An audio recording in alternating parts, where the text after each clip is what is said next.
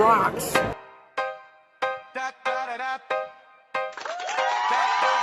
Well, good morning, my beautiful coffee beans. Come on in. Coffee steaming, fives on the table.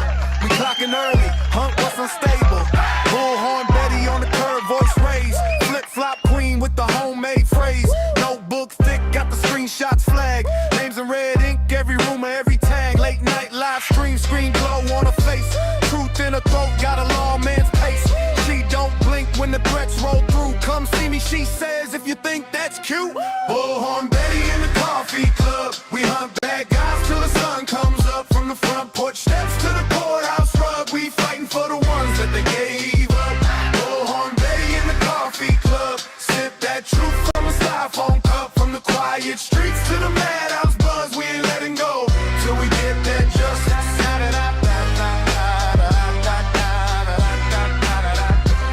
Insane Asylum, that's our crew nickname. Laugh so loud while we track these names. Whiteboard wild with the webs we spin. Pen to pen, see the pattern sink in. Turmo shaking when the case goes cold. We stir it back up, won't do what we're told. Doorstep question, side eye stare. Where were you that night? We hanging right there. Bullhorn Betty in the coffee club. We hunt bad guys till the sun comes up. From the front porch steps to the courthouse rug. We fighting for the ones that they gave up. Bullhorn Betty in the coffee club. Sip that truth from a styrofoam cup. From the quiet streets to the madhouse buzz. We ain't letting go till we get that justice.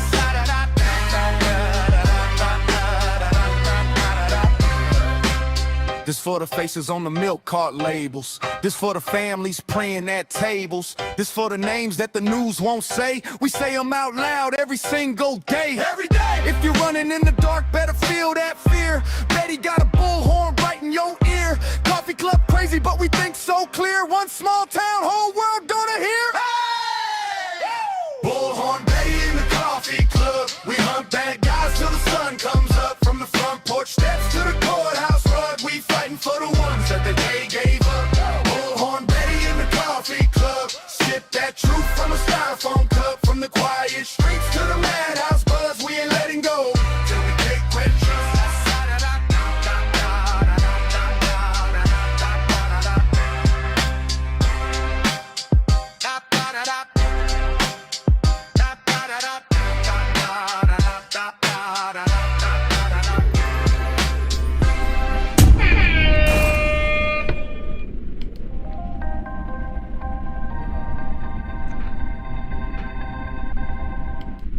Well, hello, my beautiful coffee beans. I hope you guys are doing well. Anyways, it is so nice to see you. I know we kind of been hit and miss. There's been a lot of stuff going on. I've only been able to come here from, the phone, and I haven't really set up live. It's so nice to be back. It really is. And I'm sorry I didn't get back any sooner than today. Delilah's onesie just finally came in, so I felt comfortable enough leaving her by herself long enough. She hasn't really been licking, but I wasn't putting the thing back around her neck. I just wasn't doing it. Okay, I'm just one of those kind of patients. And it's all about comfort for her. And she wasn't really bothering herself. She went to bed. She's been sleeping a lot. We woke up this morning. I gave her medicine. It was just a little 0.1 milliliter of meloxicam. And I just don't see how that's enough to take her pain away all day. So she's been kind of whimpery. So I just got her situated and stuff like that. And so we figured, I have a couple of hours carved out right now.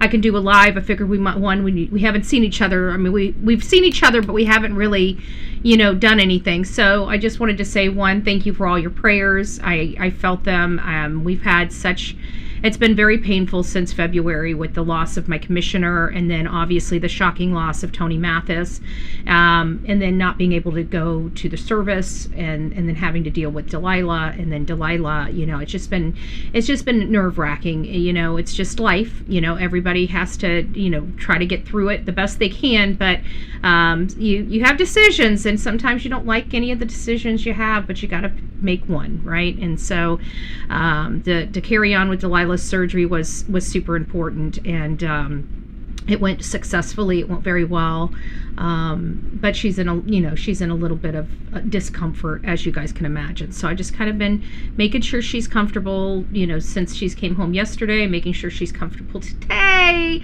just all kinds of just trying to keep her comfortable, right?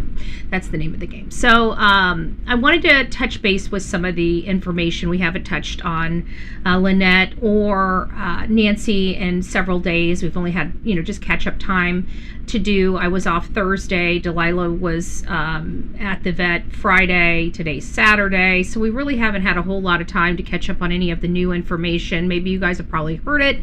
Maybe you haven't. But we also had a situation here over the last several days in my community, and it was of USF students that had disappeared. They were from Bangladesh. They were foreign exchange type students. They were here on visa for educational purposes and stuff like that. They seemed like they were dating, and something happened, and then we find out the male half's roommate was arrested yesterday after barricading himself into a home, and he finally walked out, surrendered himself, and come to find out he has a very violent temper, DV kind of guy. So I can kind of see how this happened. It seems like this boy was probably studying. He had some major testing to come up. He was, an honor student or whatever. I can't remember, whatever the higher up student. He had some PhD or something like that. I can't remember what kind of grad student he was. But anyways, we've got some of the information brought up here. But his roommate, very violent, volatile, has been volatile for years. Family's never really called law enforcement or done anything about it. He goes off to college. Something happens. Next thing you know, bada bing, bada boom, we have 2 deceased individuals. Well, one that's been found, the other one that still remains missing at the time. The female is still missing. We don't know what happened to her. We presume that she's also deceased.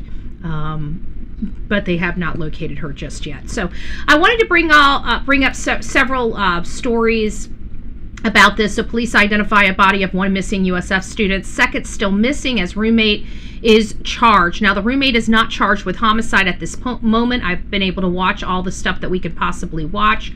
We'll go ahead and play some of this here. Remains discovered on the Howard Franklin Bridge earlier this morning. Just now, those remains were positively identified to Zamil.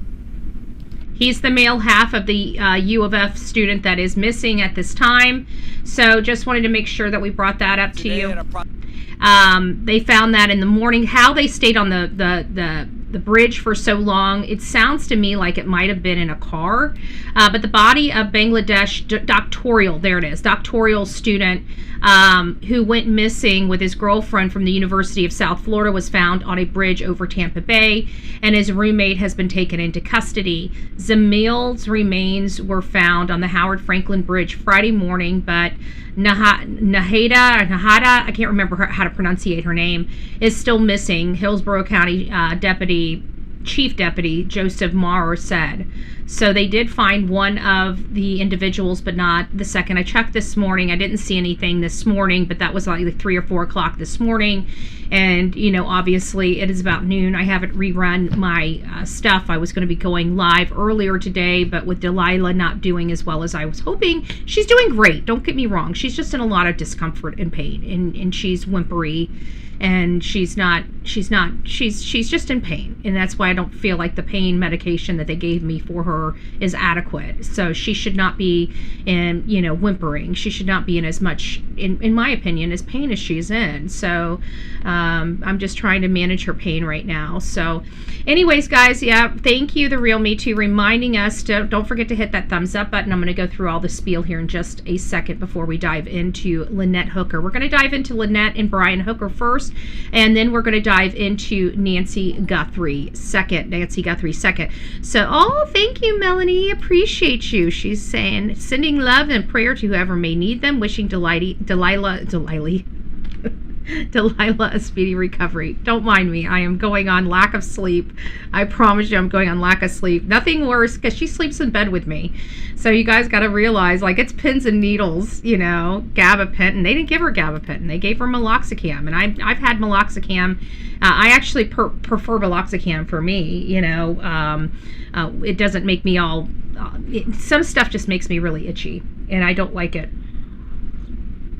But whenever I have surgery, because of my history, I don't really stay on, you know, narcotic pain medication very often. You know, I try to get on, if at all possible, I try to get on over-the-counter medication as quickly as possible. And not only that, but most of the crap that they give you nowadays, it makes you, like, your head loopy. But to be honest with you, I don't feel any pain reduction. I just feel really loopy with pain, you know, instead of having some pain reduction. If I use Aleve or ibuprofen, I feel pain relief, you know, and it doesn't make me loopy. It just relieves some of the pain. So that's what I want, right?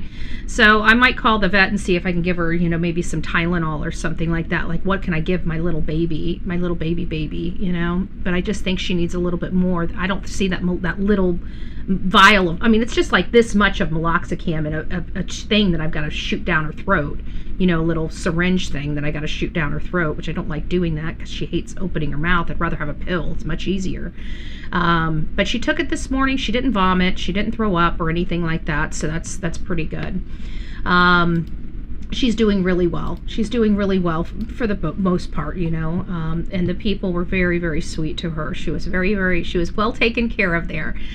She was well taken care of. Thank you, guys. Let me say hi to everybody before we jump into the main part. I just wanted you guys to hear that I am covering the case of whatever's going on at the USF. It's not really something that I'm going to take and hold on to and run as a main topic, but it is something that I'm keeping my eye on as we try to learn what happened. But I do believe it's, you know, his roommate was just volatile, and I think crunching for the tests that he needed to be crunching for probably put him volatile, and you got probably a very, you know, agitated roommate, and you're trying to study, and there was probably some heated moments, and those heated moments got the better of them. Maybe the girlfriend was there, maybe the girlfriend walked in on it, and that's how she became a victim.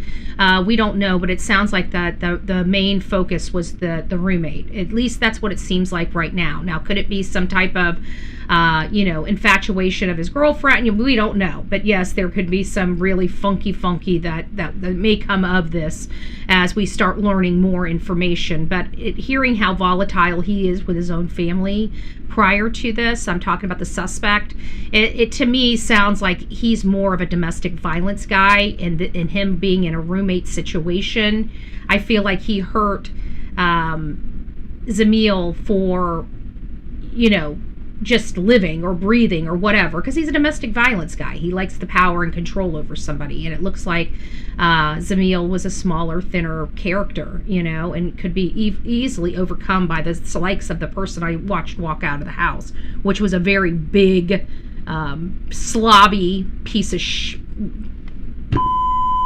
we'll leave it at that. Good morning, popcorn jurors. Good morning. It's nice to see you. Dan, good morning. Melanie, it's nice to see you. Good morning. Open my eyes. Deanna, KMH, good morning, guys. Actually, it's good afternoon. It's just now crossed over afternoon. Bombastic. It's nice to see you, Lovebug. I hope you're doing well. The Real Me Too, me and you. Alice, good morning. Plant Lady, it's nice to see you. True Crime Justice, good morning. Sister Karen, it's nice to see you, love. I hope you're doing well this morning, this afternoon, whatever. Denise, it's nice to see you. I hope you guys are getting for those that still have their mothers and not doing a Heavenly Mother's Day celebration, I hope you guys are getting your plans together. Nothing worse than waiting until the very last moment. If you guys don't know, Mother's Day weekend, May 9th and 10th. So this is kind of your, let's be good children. And do something nice for mommy, okay? So if your mommy is still out there, and now is the great time for you guys figuring out what you're going to do for mom, whether it's making her a nice breakfast, lunch, dinner, or doing something all around nice for her. It is coming up. Remember, without your mama, you would not be here. And that is a true testament. Happy Mother's Day to all of you beautiful women out there. Denise, it's nice to see you. Me and you. McBriggs, it's nice to see you. Ruby, good morning, good afternoon. This whole afternoon thing always bothers me. I'm not an afternoon type of person. I'm a morning person. Downey, it's nice to see you. Little Orange Man, Rena, good afternoon. Midnight Moon, it's nice to see you. I will adjust. I can feel myself adjusting as we speak. Oma, Barbara, it's nice to see you. Julie, good morning. Oma, did I say hi to you? Steph Lynn, it's nice to see you. Good morning, good afternoon. Frank, it's nice to see you. Started in the morning, it's already in the afternoon, and I'm still not through roll. I'm just joking. Rachel, good afternoon. It's nice to see you. Trust the process. Hello, hello, hello. Peggy, YouTuber. Who else do we have? Debbie loves to chat. So does Betty. Sherry, it's nice to see you. Good morning. Hello, hello, hello. Bombastic, Mary, Melanie, it's nice to see you. Popcorn, I said hi to you. Rose, Marilyn, Peggy, I think I said hi. Mr. Wrong. Well, thanks for letting all the ladies know. Just to let you know, we have a Mr. Wrong in the chat. A Mr. Wrong in the chat. Do we have a Mr. Right? Do we have a Mr. Right for 2? Do we have a Mr. Right for 3? I'm trying to figure it out over here. We have Mr. Right in the chat. We have a Mr. Wrong.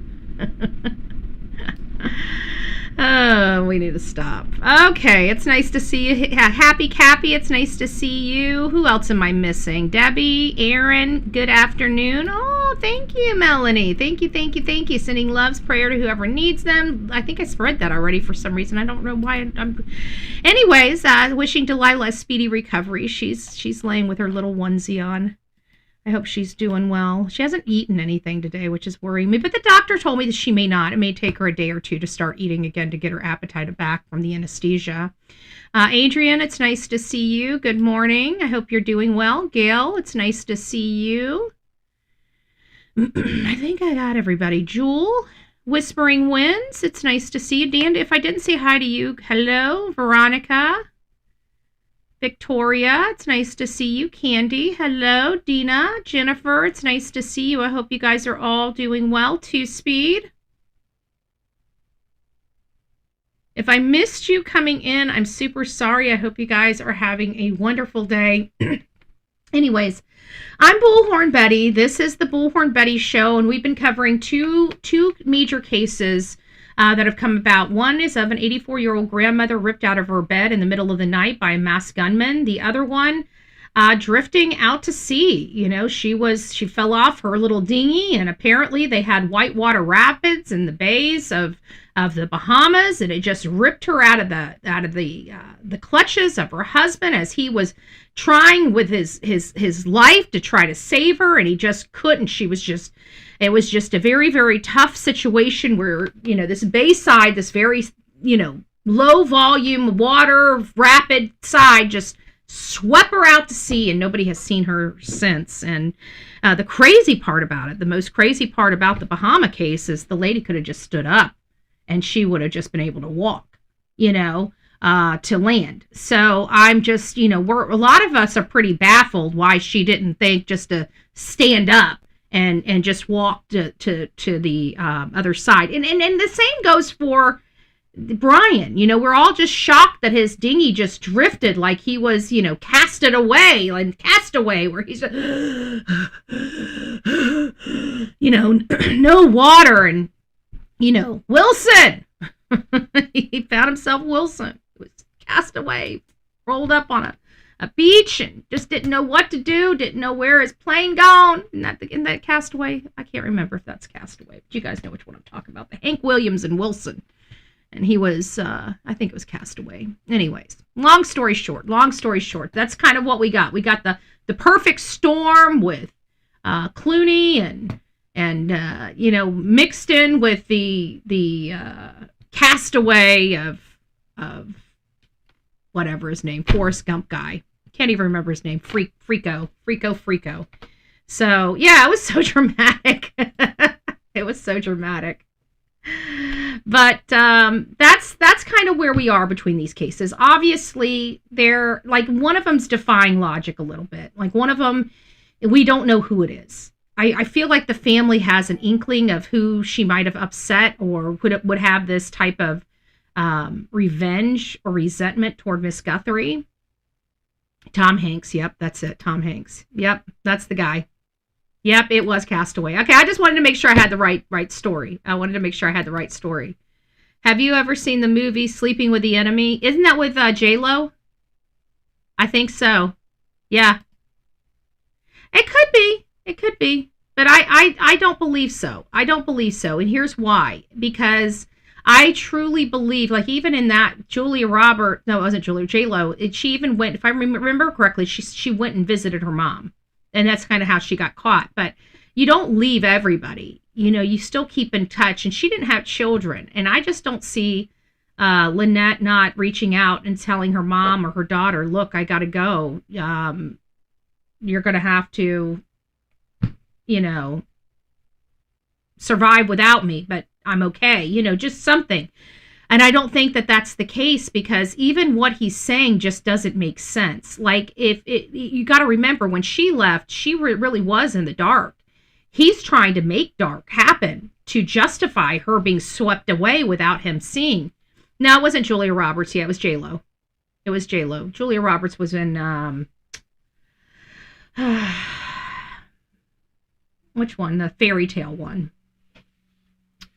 The fairy tale one. So no, J-Lo was the one I think was Sleeping with an Enemy, and she met him while she was working. He swept her off her feet, and everybody's saying Julia Roberts. She fell overboard in a storm. Instead of dying, she swam away. Yeah, let me see who is in that one. Hold on here. Sleeping with the Enemy. Sleeping with.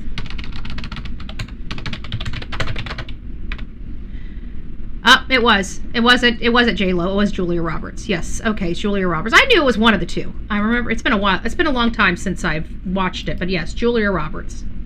No, Enough was J-Lo. That's it. Okay, that was it. So now we got it. Sleeping with the Enemy and Enough are similar stories. And so J-Lo was in Enough. Yes, that's right. And Sleeping with the Enemy definitely was Julia Roberts. But Julia Roberts, she did very well in that. But yeah, she did. And he came back, and I think he killed her new boyfriend, or tried to. He found her. He hunted her down and found her. So I remember it's been a while since I watched either one of the movies, Enough or Sleeping with the Enemy. But yeah, it does kind of seem a little bit like that, but I really don't believe it is. And again, the reason why I don't believe it is because I don't think he ever forced her to come back to him. She just went back because she didn't want a divorce. She didn't want to go through with everything. She didn't want to start all over again. She didn't, she knew that the man was going to take all the money, all the this, that, and the other. She was literally going to be left with nothing. And, I keep thinking about that. I keep thinking about how many women, stay because they will be left with nothing. And I think how empty they must feel to think that their possessions are worth more than them. And I know I used to have a mindset like that, as well. And I don't know, again, it's been so long. I don't know where that, my mindset has changed a lot. But just to think of the power, they're not willing to leave because of stuff. It seems sad. It's like the alcoholic that, is there. Let me just give an example. In Fort Myers, there was a huge hurricane that came through here, and it wiped out a lot of these trailer parks that were in there. It was never supposed to hit Fort Myers, so people didn't evacuate. They didn't evacuate, and when they finally realized where the hurricane was going to hit, it was too late to evacuate the people. So, believe it or not, there was a lot of trailer parks and people that got swept out to sea.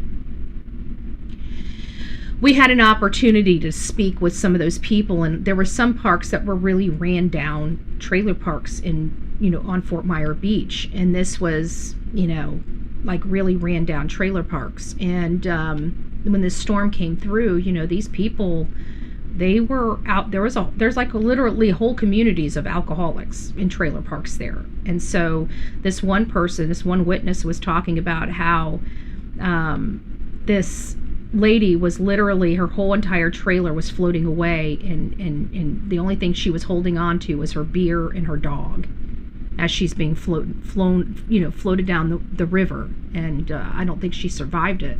I don't think her dog survived it. But this was one of many stories I heard when I was out there talking to people. And it's like, I remember that. Think about it. Before you're getting blown away, you go to the refrigerator and grab your alcohol out. That's your dying action, is to grab your alcohol. And I think, when I hear about these women that won't leave these very, very violent situations because they're going to be left with nothing, it's just sad. It's just sad. I think of the alcoholic, and that's kind of like the mentality. And I think that needs to be realized like that. It's kind of like the mentality of an alcoholic. When you're being abused, you've got to fix yourself, and not just that, but the way you think. People, places, and things. I mean, it's you're addicted to the chaos in many cases, and people don't like listening or hearing that, and they think it's that I'm incorrect. But over time, your body is just conditioned to the chaos, and you accept it. But that's kind of where we are with Lynette and Brian. So we're kind of on hooker watch, and I even said, are we sure he's in California? Because there's a piece of me that felt like he never went to California to check on his mother, or if he did, he went there for a day or two and he left. Like this was just his excuse to get back to the States. And I find it also ironic that he didn't hire an attorney in California. He hired an attorney in Michigan, and that really kind of made me feel like he may not be in California. But we're not getting, are we? Oh yeah, we are starting with the Lynette's case first. Sorry about that. I was like, wait, we got to go back because we've been doing it backwards. I've been doing Nancy Guthrie first and then ending with Lynette. Sorry, my brain's still not functioning. It's still pretty cloudy, but I'm getting through it. But missing American Lynette Hooker vanished without a trace in the Bahamas, and her husband Brian was grilled in connection with her mysterious disappearance at sea. And he basically discussed this wild tale of her being swept out to sea like this was the White Rapids. And with the help of Ashley Banfield, we have pretty much destroyed Brian's statements, because we know, because of her work, we've been able to, one, identify Lynette Hooker, identify exactly what she was wearing, and listen to this. It also proves that they went back to the ship, in my opinion, because her broken watch was at the ship. Her broken watch was at the ship, was at Soulmate. Her broken watch was inside Soulmate, okay? How could her broken watch be inside Soulmate and her be observed at the pool taking a selfie with that very watch on her wrist? I would like to explain that, because there's no explanation. We thought maybe it had fallen in the water, maybe it had been found on land. No, it was not. It was found inside the Soulmate. Her broken watch that she was observed earlier on the 4th wearing around her wrist. Without a doubt. Without a doubt. It was on her. Conclusively. So how in the world, and I think that this Apple Watch or this Fitbit or whatever she was wearing, I really think that this is going to be what cracks the case if everything that we're hearing is true. Because we can observe, and there's several things that aren't found that are concerning, at least that we know. Did law enforcement find her dry bag? Did law enforcement find her blue headscarf? There were several other things. Now we have the watch, the Apple Watch, which she was observed. Pretty Woman. Yep, that was it. Pretty Woman. That's the other one she's in. So we have this situation where we are now starting to really hone in on facts of the case. One, the water level in the area where she fell off the dinghy. Now, even if it was whitewater rapids, she could still stand up. So why did she try to stand up? And why did he see her swimming toward the land that they had just came from? Yet he chose to drift. And now remember, this man is over 6 feet tall, or right at 6 feet tall.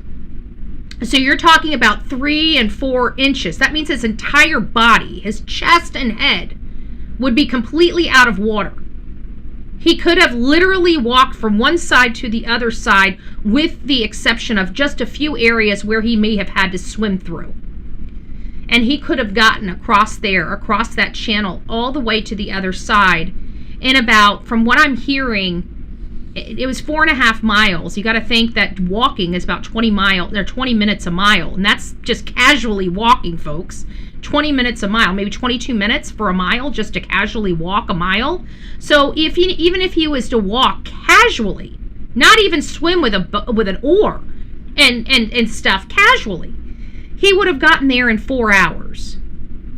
You see what I'm saying? So it not even 4 hours. What would have been 20 minutes? 20 minutes, that would have been a mile. We had 20, so 80 minutes.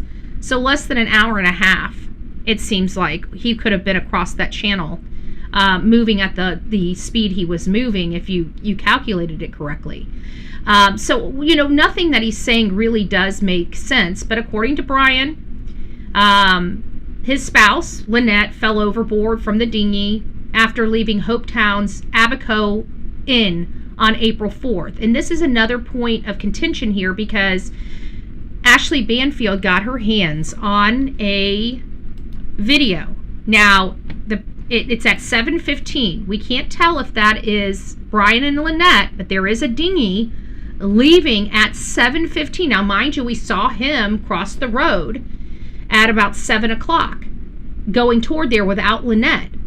And then we see a boat leaving about 4 at 7:15, somewhere around that area. Now, they're not identifying that dinghy that we're seeing leave as Lynette and Brian. So that could be somebody else, or it could be them at that 7:15 leaving the dock. But one thing that you will notice at that time on April 4th is the water is so calm when they leave the dock in their dinghy. There is not even a ripple. It is like glass across there, and you can see it as perfect can get when they left there. And you can see it's still sunny. They're only 15 minutes away from their boat. There is no possibility in my mind that this story is legitimate. That he has this is all to manufacture an alibi, in my opinion. Extremely interesting that Brian fled the Bahamas immediately. Research did indeed have his passport, not an emergency replacement passport. He claimed his was in the dry bag. Yeah, well, I'm still curious of what happened to her dry bag. If they found the floating, why didn't they find the floating keys? Why didn't they find her floating dry bag? Why did they found the green little floaty thing that he allegedly threw out to her, but they found it on the Marsh Harbor side. The Marsh Harbor side, not in the direction that she was flowing, right? If somebody's being swept away and you throw something in that water that's sweeping away, do you think that the boat, that the item's going to go with the person as it's being swept away, or do you think it's going to say, oh, let's go against the current and let's go this way? I mean, this is where common sense really does matter in a case like this. Because why in the hell is that green floaty over there on Marsh Harbor side instead of over there on the other side? It shows that he threw it out as part of his story, as he got there. Because I believe if they searched around there, they'll find the keys somewhere off that harbor side. I really do believe they're going to find the keys, because I think he used the boat to go over there, and he went on that side so nobody would see him, and he knew it was going to be quite the walk, and that was all part of the ploy. So he parked over there. I think he tossed the keys as part of his ruse, and he proceeded through that harsh land until he found a security guard that he could schmooze with all of this. That's what I really do believe happened. I think but if you see where that boat is, I think somewhere around that boat is where those keys would be. And he would have had to take the floaty thing off the keys. He would have had to take the floaty thing off the keys. You know? Thank you, Judy. Good morning, or good afternoon, rather. Judy's reminding everybody. Guys, if you made it this far and you haven't given your girl a thumbs up, please consider hitting that thumbs up button.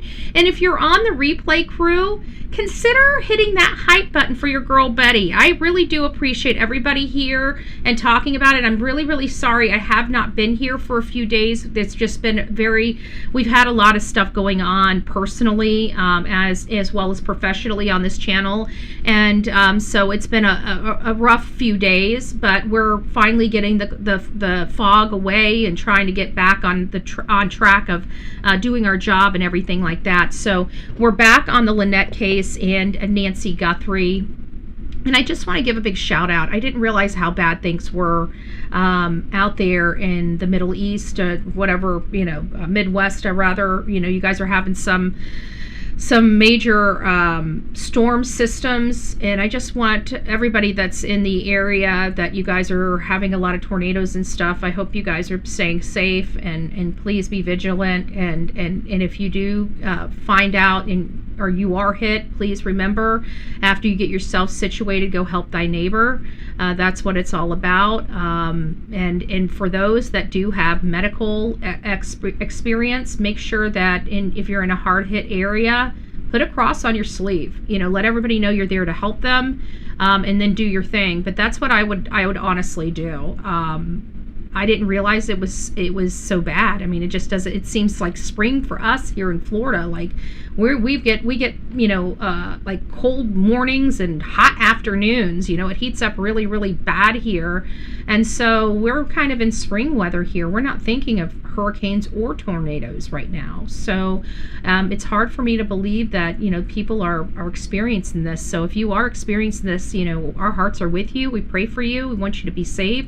So please make sure you're safe, and if there's anything that we can do to help you in the aftermath, please reach out. bullhornbetty@gmail.com, bullhornbetty@gmail.com. We do help in tragedies. We were out there helping people when we had our hurricanes. We were helping save dogs in Northport. We recorded everything of our experience out there. It was quite interesting, and it's sad. It's sad because people lose everything, and then of course they have people like me out there helping them, but it's recording everything, recording the worst point in their life, and it sucks, but it's all about documenting everything. So anyways, I don't believe the claim. He also claims Lynette had the ignition key for the vessel. I'm not really digging that. I'm not really believing that. Let me go over here and just bring this up to you guys so you guys can see what we're looking at here. And so what I really don't like here is that, he's basically saying that this is how they drifted, the dinghy route, and she's like, none of this stuff makes sense. From a seasoned person, he knew he had to have been stretching. He had to figure this out. I think that's what took him so long. I don't think he was, hiding her this long. I think he was trying to figure out how he was going to explain this. And he got to the maps and he just went ahead and started explaining it, and I just don't believe the explanation that was provided. I just don't. Brian Hooker sure seems like he's expected to end up in court maybe soon, right? I say that because since returning to the United States a little over a week ago, Brian has hired a new attorney to battle the allegations that he's somehow responsible for his wife Lynette Hooker's disappearance. And that attorney is already fighting back. During an interview with ABC News, Crystal Hauser asked the public to give her client the benefit of the doubt. Now, that may be tough for people to do, as Brian has seemingly been under a very large cloud of suspicions. I'm not giving the man a benefit of the doubt. Why? Because this is our job. This is stuff that we see all the time. This is not a Nancy Guthrie case for us. I mean, this right here doesn't defy logic. As a matter of fact, it's something that we see. It's a dime a dozen. This is a domestic violence case.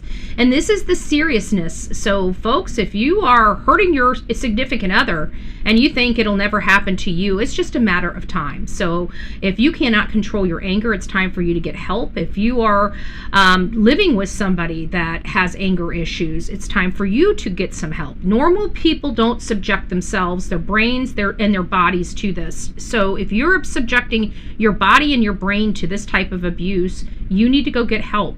Okay? No normal people do this. Yes, this is domestic violence, and you've got to get away from it. It is very, very lethal. But again, it's like an addiction. Nobody can help you until you're ready to help yourself. And that's just the reality of it. Since day one.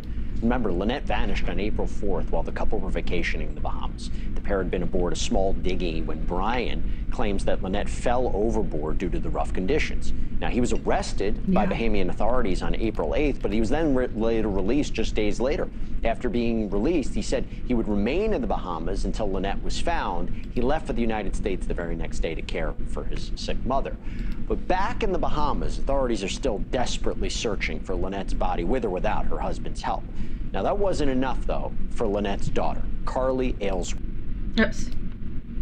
Sorry. Boyfriend to investigate her mother's disappearance for herself. I was able to speak with Carly. I will tell you, at this point, them not finding her, you know, it's been almost 20 days. This is exactly why nobody believes Brian, because she would have been found. We've got our Coast Guard working on this. That means if she's put out to sea, they'll see a body. They've already notified our maritime, boat captains and stuff like that to be on the lookout for this lady floating in the water. I also stated that I did not believe she was in the water because everybody and their mother would be looking in the water for her. That in my opinion, was just a ruse from Brian, that she truly was on land. And I believe she's buried, and she's not in the water. And we also heard that the ore was found, but I don't know what kind of condition the ore was found. If I'm not mistaken, I believe that Ashley Banfield reported it. So I'm going to be playing after this here. I've got another little snippet, and then we're going to Ashley Banfield. I'll look for the ore because we're not going to be watching the whole Ashley Banfield segment. And I want to specifically find that ore. I think the ore is on this one, but I'm very interested in where the ore was found. But from what I hear, that second ore was found. And it makes me wonder, do I have a smooch? And it makes me wonder if it was broken, like he had stated. And if it was, how was it broken? And can that broken ore help identify a location of where Miss Lynette Hooker is? I don't know. We'll look for that ore. Oh, good gracious. Sorry, everybody's going to probably clip that and say, did you hear what Betty said? Oh my gosh. The ore. Oh my gosh, the ore. Sorry, guys. Misspeak. Why is this popping every time I try to do something with it? And her boyfriend, Steve Hansen, earlier about that search. Take a look. Oh my goodness. I'm embarrassed. Carly, Steve, good to see you again. Thank you for taking the time once again. Carly, I'm going to start with you. Did you find anything searching the soulmate? And also I have to ask, it must have been difficult, right? It must have been difficult. I was talking about the ore. Yeah, it was. Not the hubby. We were talking just about the ore. It definitely hit me really hard going on the boat. It felt almost eerie. I did not find anything suspicious. I just grabbed a couple things that would mean a lot to me. So I just grabbed a little bit and left. Like I got her necklace here is one of the things. There's a big difference between looking at something on a map and actually being there. Does this give you there you go. on this case? Is there anything that either corroborates what Brian said or maybe doesn't corroborate what Brian said? So there is a picture that was posted on a podcast of Brian walking to the dinghy at 7 p.m. It was like a live picture. So that's the last timestamp that anyone's seen of them. My mom wasn't next to him, so I don't know where she was, if she just went to the bathroom, or I don't know. But there's nothing else that you found during your time there, Steve, that would indicate, you know, this is contradicting what he said, or this is contradicting his story. The waves in the picture. Yeah, They had a lot. There's a lot that's contradicting his story. we've taken pictures of both the Atlantic side and the Abaco side, and the Atlantic side is where all the wind hits, and it showed waves. We have a picture of Carly, and there's waves in the background. They're not huge or anything, but then on the other side, it was just like a mirror. It was just glass. The water was, I mean, perfectly still.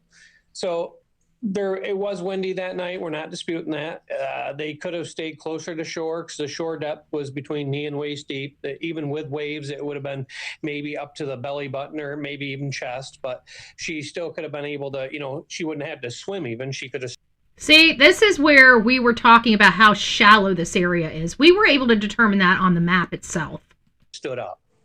Just again, thanks to Carly. So you guys hear that, like there are a lot of things, and the daughter retraces the steps, and she's basically saying that there's no way that it could have happened the way he's saying it happened. Lynette has been missing since April 4th. Her husband, Brian Hooker, told authorities that his wife fell from the dinghy as they sailed in the Bahamas from Hopetown to Elbow Cay. He said strong currents carried her away and that his wife had the boat's keys, causing the engine to shut off, forcing him to paddle ashore. Lynette and Brian Hooker are from Michigan and have been married for more than 20 years, chronicled their adventures sailing around the Caribbean on social media under the Sailing Hookers, etc., etc. As you guys can see, this is where they were all day, yet he trucks all the way over here. And now, mind you, this area here, there's like a huge sandbar that goes from this island here almost up to here that he could literally have gotten on and walked. But even in this area, it's still fairly shallow, and we're hearing about 4 to 5 feet. So still walkable land and ground under this water. Now, according to his own statement that we've seen in text as well as audio where people were recording comments that he was making, he identified seeing Lynette heading back toward this area. So why in the world he would truck all the way over here? Again, it's to buy time and it's to manufacture an alibi, in my opinion. Now, we've got this here. Now, here is the Lynette right here. Get back 5 seconds. Hold on. It's such a powder. See, this is the powder pink watch that everybody's referring to. And as you can see here, you see it right here on her wrist, right there. And you also see whatever this is. This looks like a fanny pack of some sort. She's got this green top on and this bright blue head wrap. And none of these items have ever been located or found. And guys, this is the stuff she was wearing right before she went into the water. Okay, right before she went into the water, this is what she was wearing. And you can clearly see this powder pink Fitbit or Apple Watch, whatever the band is, right here. Yet this was found broken inside Soulmate. So how is that possible? That's what I would like to know. How in the world could she be observed with her powder pink Apple Watch here, and somehow it broke and was on the Soulmate when they arrived to the Soulmate? That, to me, does not make sense, among other things, including the depth of water in this area, how calm the water was, and what she truly hit to make her go overboard. And even if she did go overboard, why she just didn't stand up and walk back to the land. Doesn't make sense. To Lynette taking a selfie right there in the wind with the Atlantic in the backdrop. You can see on her left wrist is a very light patterned band, and what appears to me and many others as her powder pink Apple Watch that she is seen wearing in so much of her social media. I mean, it's such a powder pink Apple Watch that it almost looks like a white tan line. But right there she is, holding up her camera, doing selfies at the left side of the pool as you're looking towards the Atlantic. That would be the north side of the pool, okay? And it sure looks like that is her powder pink Apple Watch. Sorry, I'm trying to find the one. All that matters. Before I tell you the significance. Okay, so let me find the or. She talks about, I'm pretty sure it's this one. I might have there, because I know we didn't do lives since like Thursday. I canceled lives Thursday. Yesterday we only did lives about Delilah. Let's see here, or.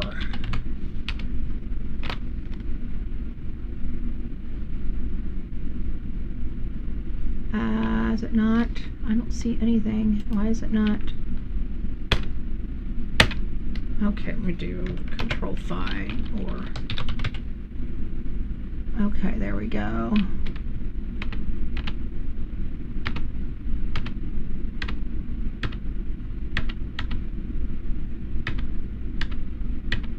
I don't think it's on this one then, because all it's saying is overboard instead of or, so we'll have to find out where the other one is. But I did hear that they did find the or, so we'll keep going. And where's the one about her? Here it is. This is it. Look at the date on this. Oh, it's dead calm. It's lovely. Maybe. See this dinghy leaving? Look at the date. Look at the date and time. This is April 4th. This is at 7:12 p.m. 7:12 p.m. and you see a dinghy with 2 people on it leaving. You see the sun out, but what do you notice about the water? This is a perfect example of what the water was like when Lynette and her husband left the bars. Not choppy. Let me move this sent you an email. Look at the date. Look at the date right down here. See? April 4th. This is the night she disappeared. 7:12 p.m. You see the sun setting. It's still up. Look how bright it is outside.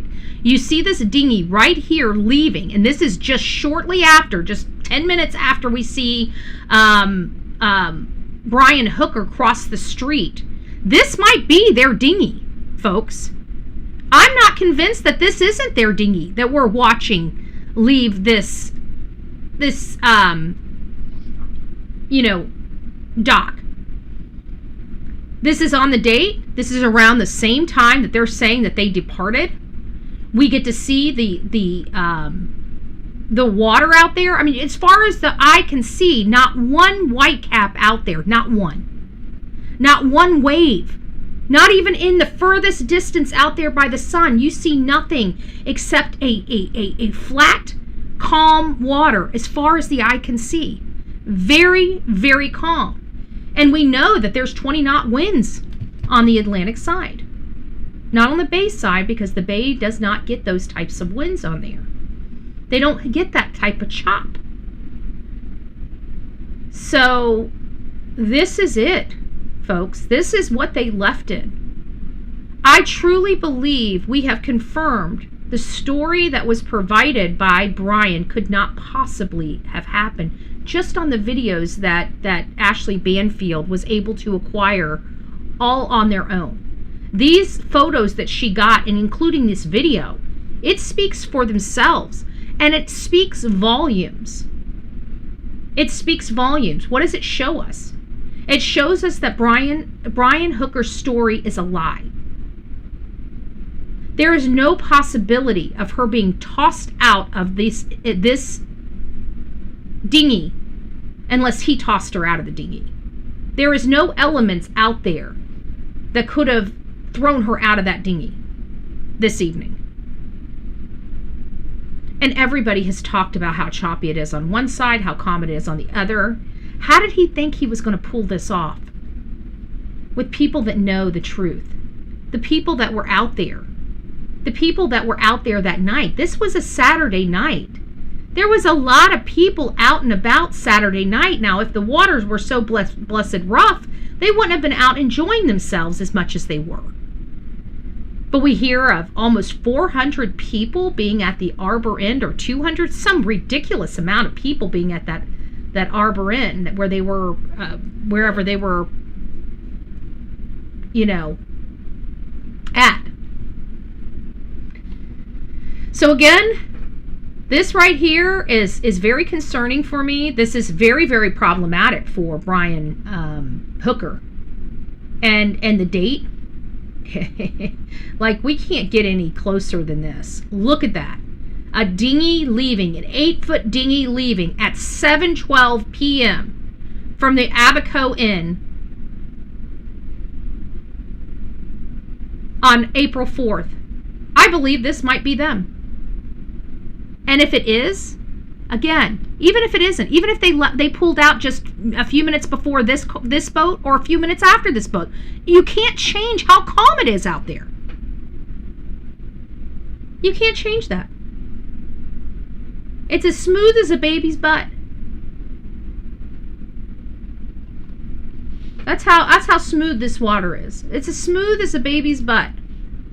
Let me find Ashley Banfield. There's another one. I remember with the oar. Was it Nancy Grace? Was it Nancy Grace that found out? Maybe I'm mistaking it. Chilling photos raise red flags. Maybe it was Nancy Grace. Hold on. Let me pull up Nancy Grace. Hold on. Let me pull this back. Let's pull up Nancy Grace real quick. I know I heard about the oar, but I remember Nancy Grace just had a something on this, and she was addressing the fact that Chris Nanos for no, this would have all been about Nancy, so it wouldn't have been her. This was all about Nancy Grace, so it wouldn't have been her. Then it was Ashley Banfield. It had to have been Ashley Banfield. It had to have been Ashley Banfield. Let's see here. That was from yesterday. Where did I hear about the oar? We found their dinghy. I don't know what this is about. I haven't watched that one. There's a new one out for Ashley Banfield. Hold on, let me see if this one. Somebody's talked about the oar. Okay, let me look for the oar.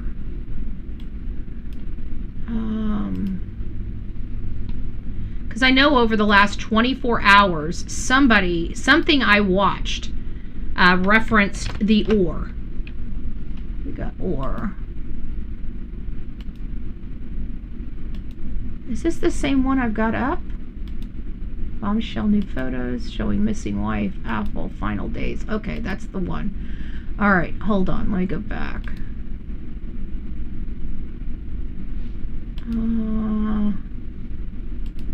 No, let's go to videos.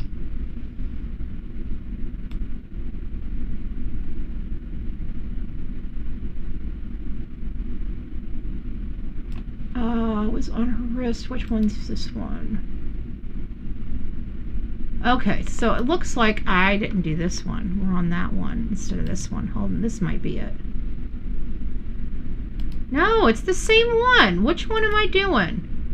Okay, maybe I am on a second one. Okay, let me check this one then. This looks like a different one. Sorry, I know when I hear something, but I do so much research here all day long. You guys, it's hard. Okay, so let me go through this one. Board. This one doesn't have it either. What the hell?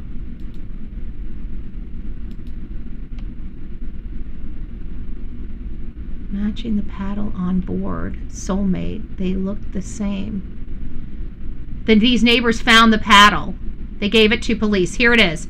Here it is, right here. Here it is, right here. I found it. I found where she says. Let me go up. All right, guys, I think I found it. I went up a little bit, so just bear with me. I don't know what I went back to, but let's just... I wanted to get some context. I didn't just want to go right to the place. So here it is. Here it is. Brian, if you were floating, you would have blown into lubbers. Because as it turns out, we've learned your paddle most probably blew onto lubbers because there are some neighbors there of a guy I spoke with today that found a paddle on their shore. Wow! Halfway down lubbers. So if you look at lubbers, midway to the island and then a little further south. That's where the paddle washed up on Lubbers. Why would your paddle end up on Lubbers and you ended up way north, skipping over Lubbers? Wow. So it looks like, remember I told you, and not only that, but they said that they found, was the paddle intact? Was it truly broken, or was it just a hoax that he just threw out in the water and said, we'll just say we broke it? You know? Thank you, Joan. Yes, I'm resting. My immune system is low. Oh, we're sorry to hear that, Nina. AB showed a map of the location of all items. Tracy, can you send that to me? If you've got the photo of it, I'd appreciate it. It'll make it easier for me. Short from last night. Oh, wait, you're saying, I think AB, you're talking about Ashley Banfield, a short from last night. Okay, hold on a second. Let's just go ahead and do this real quick. Maybe she had a short last night. Let's look at what the short is.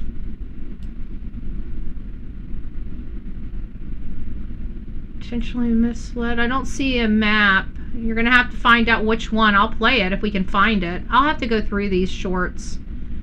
I'll have to go through the shorts. But, oops. Okay, let's just go here. Let's keep listening. Heading all the way, then a little further south. That's where the paddle washed up on Lubbers. Why would your paddle end up on Lubbers and you ended up way north, skipping over Lubbers and heading all the way to Marsh Harbor, 4 miles away? How'd you miss Lubbers? Your paddle didn't, apparently. I will tell you this. These neighbors found the paddle and they gave it to the police. I am told that they were shown a photo of the matching paddle on board Soulmate, and they said it looked the same. I have not had confirmation that it's the same paddle. It has not been confirmed to me that this is in fact Brian's missing paddle, but it sure is. I wonder if it's broken. That a paddle washed up on shore, and these neighbors picked it up and took it to the police, right? I wonder if But that wind pattern, where that paddle ended up. Sorry, guys. Brian, if that's your paddle, how did you end up so far north? How did you blow so far north? But your paddle ended up so far south, it went right in to the midway point and even a little further south than the midway point of Lubbers, and washed up on the shore for those neighbors to pick up. Curious, isn't it? So let's talk about some other floaties and patterns. A lot of you have talked about the green flotation swimmy thing. It's kind of like, it's almost like what you would use as a flutter board. It's really not a flotation device, but it's kind of spongy and you can sit on it, which is what Brian and Lynette used to do. They'd sit on the gunnels of their dinghy while they were driving. So it wasn't even a life preserver. His wife is washing away and and not only that, he throws her the green one. She's sitting on a blue one. So if she would have fallen into the water, why wouldn't she have her blue floaty thing? And why would he throw her that as opposed to a life preserver? And if she already had one, why would he think that she needed another one? I don't understand the philosophy or what he was thinking about, when he was doing all of this. And he says, I grabbed that green one and I threw it to her, and I don't know if she ever got it. There were 2 life jackets in the bottom of the dinghy when the fire and rescue saw the dinghy over, marooned on the shore after his Just long saying, I night would of have thrown floating. that. Okay. I know the wind wasn't screaming because I've seen it. And I've seen Look at that marine patterns. I've heard people. Look at this. This is April 4th. This is the evening. He says that they left at 7:30. This is at 7:12, 15 minutes before his bull crap story. And look how calm the water is as far as the eye can see. I mean, look out there. Like, really, really look, guys. Blow it up. Take some time. Blow this up on your screen. Look at it. As far as the eye can see, not one whitecap.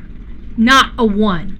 And you're going to tell me some lone whitecap is just going to roll through here right at the perfect time and knock this seasoned athlete and swimmer off her boat and kill her? In 5-foot water? The only way that woman is drowning in 5-foot water is if she's unconscious. If she's unconscious. So let's keep looking at this. People who've been in dinghies in that exact I think this place is them. tell me no way, no how was that wind. Are we sure that's not them? Maybe not the right back end. Maybe that's the reason why they're not saying this is it. Because it looks like it's a bigger motor than the one that they might have. It might be a little bit longer than the one that they might have. Maybe this isn't them. That means that they would have left before this. And so brutal you couldn't throw a life jacket. There were no giant waves. Right 150 meters offshore in the lee of Elbow Key, it was not a screaming wind at 7, 7:30, or 8 o'clock at night on Saturday, April 4th. Witnesses have said it. Videos have said it. A woman I talked to today who was in her dinghy going back and forth along that shore, all the way down to Tahiti Beach, all the way past the Abaco Inn and the White Sound Channel, and then all the way to the Firefly Inn where her boat was anchored. She and her husband were in the dinghy, and she said there's no way we would have gone out in the dinghy if it were the conditions he was describing. So why didn't... I don't think it was, because it wasn't those conditions. We see the conditions. The conditions are a far cry. I don't understand how he thought he was going to get away with this with people that live in that community. Like, everybody knows that, everybody that lives here has to know that this is bull, you know? Just saying. You throw the life jackets, 2 of them. Why didn't you put one on and then swim to her with the other one? Right. You're a U.S. Marine. Yep. Right? Yep. Okay, don't get me started. In any case, he says he throws the green... Is that what I need to do? Instead of being like, hit at it. Should I just say, don't get me started? Would that be better for all of you guys? Would that be better for some of the people not being so, just, it is. I know he is. Barbie, I know. Hey, Unicorn, it's nice to see you. Hi, Flight, it's nice to see you. So love your channel, but my tablet, what does it say? Oh, I'm glad you do. Welcome. Is going to die. I'll have to finish watching later. Oh my gosh. Well, you have a great night. You have a great night. Mofo, it's nice to see you. Do tomatoes float? I don't know. I believe she's on. I do too. Something. But if they found his oar and his oar's not broken, I don't know. I really, if that boat moved and he never went on land again, and he doesn't show him going on land, then I think he put her in something. And weighted her down and put her. There's something missing from that boat. If she's in the water, there's something missing from that boat. There's a cooler. There's a suitcase, rope, weight. There's something. I gotta go back. I gotta find that Ashley Banfield one that had all the coordinates, the map coordinates. Maybe we'll look for that after this. Let's finish up what we're hearing here. City cushion, little floaty swimmy thing. And that thing ends up all the way over on Marsh Harbor with him. It made the same journey. So again, getting back to that floaty thing that doesn't make sense. It's over on Marsh Harbor. His oar is so this is telling you if these things were being swept away, they're being swept the opposite direction. The current was going in an opposite direction than what he was saying it was going. A human will fit in a life jacket bag. Oh, my brother tried putting my butt in it and I fit. Okay, gotcha.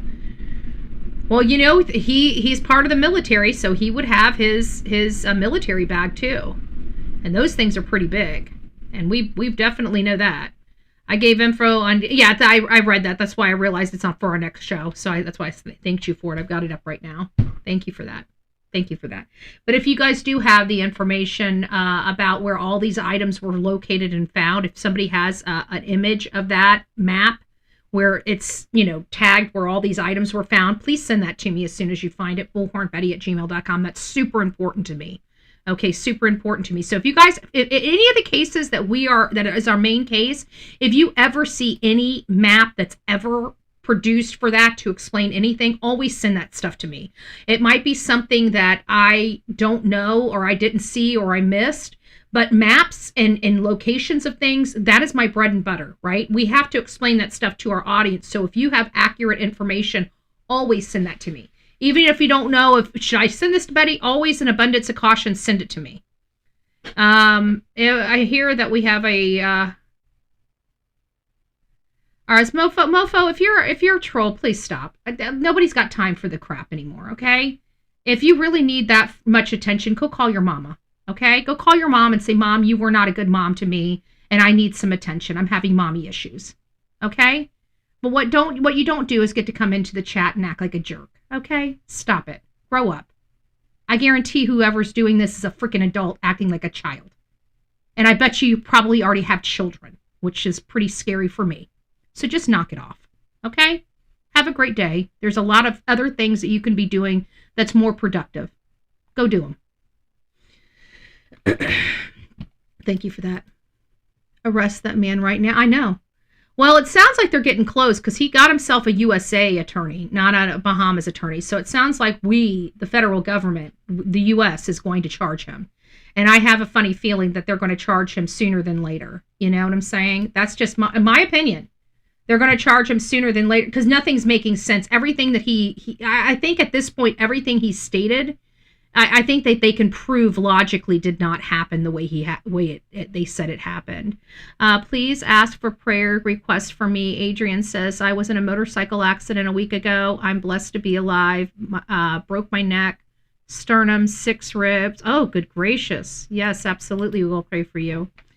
Got to be careful. My son-in-law, we lost him on a motorcycle accident in Fort Myers, or crossing. It's kind of Cape Coral, Fort Myers area, by the Home Depot out there.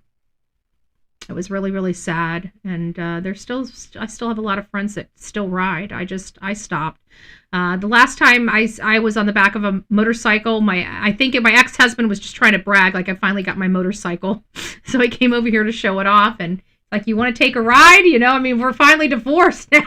He's like, do you want to take a ride? This was several years ago. I'm like, sure. I got on the back of the bike and my anxiety went through the roof. I told him, I said, you got to take me home. I said, I can't do this shit anymore. I'm just not, I don't get on motorcycles anymore. We used to ride all the time, and I used to, I never rode my own motorcycle, but I've always, rode with other people. But my anxiety after my son-in-law died, it was, I just never was able to he was able to. It took him a while, but he finally got on the back of a motorcycle. And I think still to this day, he's riding the motorcycle. I don't know. I haven't talked to my ex-husband in a while. The last time I talked to him was a couple of years ago when I had him come over here. I was out of town, and we had got hit with 2 hurricanes, and I wanted to see how bad the damage was to the house because I couldn't get a hold of my neighbor. And he came over here and he's like, well, your backyard's kind of effed. And I'm like, you want to help? He's like, it ain't my problem no more. Good luck. I'm like, thanks. Thanks so much there, buddy. Yeah. Been with the coffee club. Oh, thank you. Almost 24 months. You're almost 2 years with us, Lisa. Wow. That's hard to believe. So yeah, get better. We're sorry to hear that. Get better. Yeah, we got a lot of stuff that goes on here. Of course, I'm the perfect pauser. Look at her face. Just come back. Okay, let's get back to work. That he made, he said. Let's go back just a little bit, just for the people that are coming in. City cushion, So if you guys are just coming in, and you guys are wondering, we're still on the Lynette and Brian Hooker, and what Ashley Banfield reported yesterday was, one, the green cushion was found over on Marsh Harbor, but the oar allegedly washed up on shore at Lubbers. That's that big island, you know, that strip that was down. And then there was that land, that massive land, that's Lubbers. Well, apparently this oar that matches the oar on board, now they didn't say it was broken, which is pretty interesting to me, but they have an oar that looks almost similar to the oars that they had, that they were known to use. So it's been quite interesting, to say the least, because it seems like every single thing Brian has said so far has been found not to be true, or not as it happened. I think we can prove that his story, as he says it happened, didn't happen that way. I think there's enough evidence that supports that his statements are not truthful. Little floaty swimming Hey, thing. Pussy Willow And Pendercat. that I've been with your thing channel for 40 ends years. up all the way over on Marsh Harbor with him. It made the same journey that he made, he said. And he actually... Oh, so the oar goes someplace different, but him and his cushion, not her cushion, because remember, she had the blue cushion. She fell overboard. Her blue cushion should be with her. So we don't even know where the blue cushion is, right? But the green cushion followed him, but the oar wound up on Lubbers. That mast right across, like halfway in middle of the channel from where at the Abaco Inn. I'll show you guys on a map. Actually, let's go ahead and pull up Earth.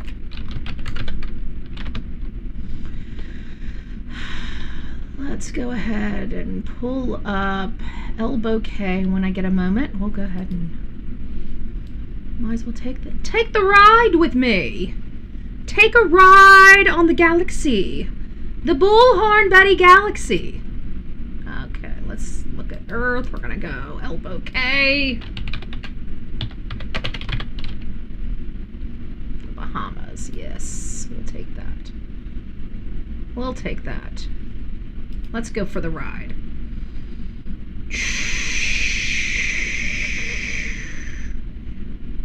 And we have arrived. We have arrived! We have arrived! Thank you! Thank you, beautiful map. Okay. This is Lubbers. Right there. This is Lubbers. This is where they were partying at. Right? They leave. Go out of this area here, nice and calm. Right? Remember, on this side, bunch of waves, lots of current, you know, surfing weather. Come on this way, you know. This is kind of the non-partiers, you know, the boring people, right? This is your haves. This is your have area, right? Because you have lots of waves. And this is your have-not area. So we have the haves and have-nots in the Bahamas, okay? So this side has waves. This side does not. You guys get it? Okay. So they're on this side. And all the way over here is Marsh Harbor. So there's Marsh Harbor right there. Right there. They're partying over here. He winds up over here with his green little seedy, right? Where's hers? I don't know. But what we do know is we're hearing that an oar washed up over here on Lubbers. They're partying, or, right? Everything's on this side. Everything's really close to this land. Isn't it weird how everything's so close to this? Yet he had to go all the way over here? Oh, thank you. I've been with you since Sebastian's case. Well, we appreciate you. We appreciate all you. Yeah, and don't forget, guys, if you are a member of the Bullhorn Betty channel, what you're seeing here is these are milestones. So if you go hit the membership button down at the bottom, you'll see that every month you get a milestone. So if you guys haven't used your milestone, consider if you're a green, if you're green, go out there and write something. You get one free thing a month with your membership. Many people don't realize that. So open my eyes. You don't have to pay to put a comment in the chat. You can use your milestone membership for your comment in the chat. Because she's even writing here, I've been here since Sebastian's case. She didn't have to pay for that. That came with her subscription. So use your subscriptions, guys. Use your little milestones to write things and put that stuff up there to everybody. Wait, they found the oar? That's what I'm saying, Raven. They found the oar. I don't know. She never said one way whether it was broken or not, just that they went ahead and called law enforcement and turned the oar over to law enforcement. But the oar was found over here in Lubbers. Boat, dinghy and green seat that he was sitting on. It was found over here. Lynette was swimming toward this way, and the oar went this way. So it sounds to me like the current wasn't going the way he thought the current was going. Yeah, I was shocked. I knew them days over. Flight of Fury King Island, retire me for good. Great ride, 100%. Hello, Betty. How's the dog doing? Oh, thank you, Stax. So she's in a lot of pain. You know, I don't know. They give me this little vial with just a little bit of meloxicam in it that I've got to inject in her mouth, and I can't even imagine what that tastes like. It probably tastes like pure butt. But I put it in her mouth this morning around 5. You know, she had already been up for several hours because I've been up since 2 o'clock this morning with her. And so I didn't want to, you know, I don't want to over medicate her, but I looked at it and I put it in her. But she, you know, like right now, she's been already a little fussy. She's already been a little whimpery. So I know she's got, you know, some pain, and there's nothing more I can, they only gave me 4 vials. So I've got to give her 1 vial every morning. That's according to the vets, you know, but I just don't think it's enough. I think she's in a lot of pain right now.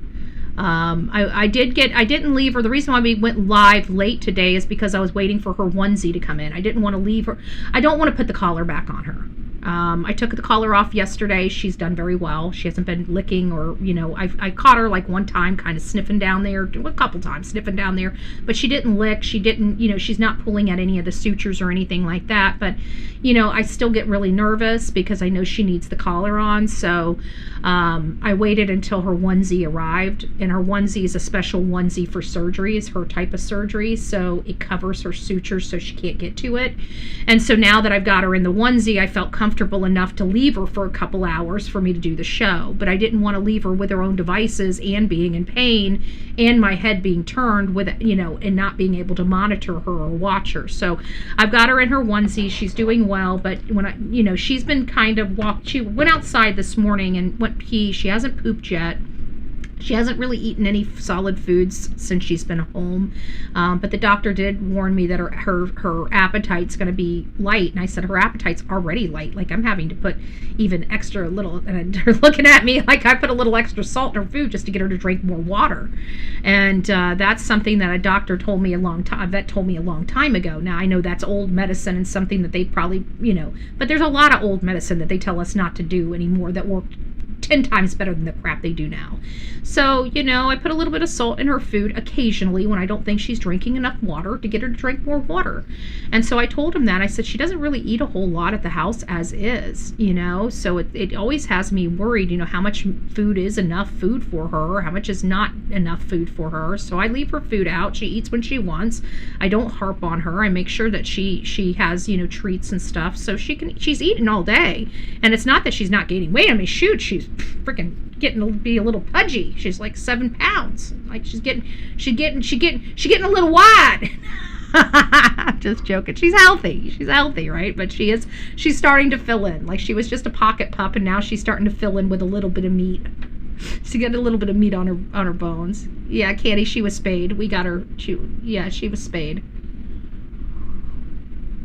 I got her spayed and I got her chipped. And it's like, you know, it's like with the chipping and stuff, it was $25. Of course, I'm going to chip her for $25. But, you know, it's one of those things where I just feel like I wasted $25 because she doesn't leave me. Like, no matter where I go, like, she's not even on a leash. She stays right by me. If she lost me, she would literally throw a fit.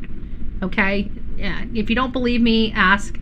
Salt is a no, not necessarily, salt is a no-no typically, but when your dog is not drinking enough fluid, they have to drink more fluid. And so I was told, put a little bit of salt on their food, it'll get them thirsty. You don't dump a freaking can of salt on it. You just put a little bit of salt to make them crave or, you know, crave water. And so, because I don't know if you know it, but when you eat salty stuff, you drink more water, and so do dogs. Betty's dog sounds peaceful compared to very loud Siamese cats, like having 6 toddlers. Oh yeah, I'm sure they are. You can add broth to her food, and I didn't even think about that, Amanda. That's very smart. Well, I was talking to the vet, and she says that she thinks Delilah might get more out of a wet food versus the dry food. I've been feeding her dry food since she was a puppy, you know. And I told him that Gatorade's not fat. Okay. But I told them that, that she's, that I just get a little concerned. I mean, she's a healthy weight. She's obviously healthy. She's got a great coat, great shiny coat. I mean, she's very, very healthy dog. But I do get concerned, is she getting enough nutrition? I'm a animal mom, so you get concerns about that. And, I'm very concerned about, putting chemicals in, and the fact that she needs to have heartworm the rest of her life. It's like heartworm medication, and I'm like, she doesn't even have heartworms. Well, it's preventative for the rest of her life. Like, what's the prognosis here? I mean, how often do dogs truly get heartworms? Do every single one of them get heartworms? Like, I guess I want to know more information. I don't like people just saying you need this, that she may get heartworms, I just want to know, I know they come from mosquitoes, mosquito bites, and of course us being in Florida, we're like the mosquito capital of the world, so, you really want to be preventative. Olive oil, Betty. Olive oil for what? Does that help with the mosquitoes? She'll start eating when she feels better. Oh, are you saying give her a little olive oil to make No, they don't all get heartworms. Yeah, I want to know. Oh, no, I don't really have an Amazon list for her. I just bought her a couple new dresses and stuff like that. But yeah, I guess maybe she should. She is kind of becoming a star. Star of the show, and I think my audience loves seeing her more than they like seeing me, so, I guess it would be, just joking, I guess it would be appropriate for her to have her own Amazon account, damn it, Garlic helps what? Oh, with the heartworm, oh, for like her coat? Maybe, if they have fleas, they get, she has no fleas, she gets like maybe a flea once in a while that hops on her. But she's washed regularly. I think I've literally seen maybe out of 2 years 2 fleas on her body in 2 years. And as soon as I saw it, she went straight into the water. I saw this little thing move. I'm like, that looked like a flea. I'm saying, everything, her dress is coming off, her collar's coming off, and she's already in the water. Like, yeah. I don't want her to get, I guess it's something, but geez, I just don't like that. You got to put a dog on chemicals for the rest of their life. It just doesn't seem right. It just, like even our vaccines, we get vaccines for life. When we have our vaccines are done. We're one and done, right? When you have like, chicken pox, we don't have to revaccinate every freaking year. Why can't they do that to the dogs? Why can't they just give the vaccines to the dogs like they do to the humans and be done with it? Why does it have to be an annual thing? I just think everybody just uses a calculation and says, oh, if they have a dog, they can afford this much. And it's like, oh, let's try to get this money for them from them a month. It's like they've got this calculation behind of what we can afford, and they just tax the shit out of us to every little freaking cent. I don't know. Anyways, just my complaint, but I'm a cheap. Just saying. All right. So there we have it with Lynette. We now know that it appears that an oar showed up here on somewhere on this area here. This is Lovers. So this is the area. So, Ashley Banfield makes a point. How can you and your boat and other items go this way, but the oar is here? This does make sense, though, because they were right here. I think so.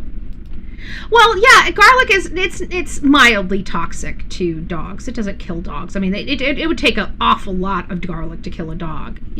Dogs and even with the onions, I've already done all my research. Yeah, it has a toxin in it that could be harmful to your dog, and so I was pushing to find out how bad garlic and onion is because, but the toxin basically gives them diarrhea. That's the reality of it. Unless they eat a freaking truckload of onions and garlic, they're not going to lose their life by eating onions and garlic. One of the biggest things that will cause a dog to lose their life, and I didn't realize this, is grapes and raisins.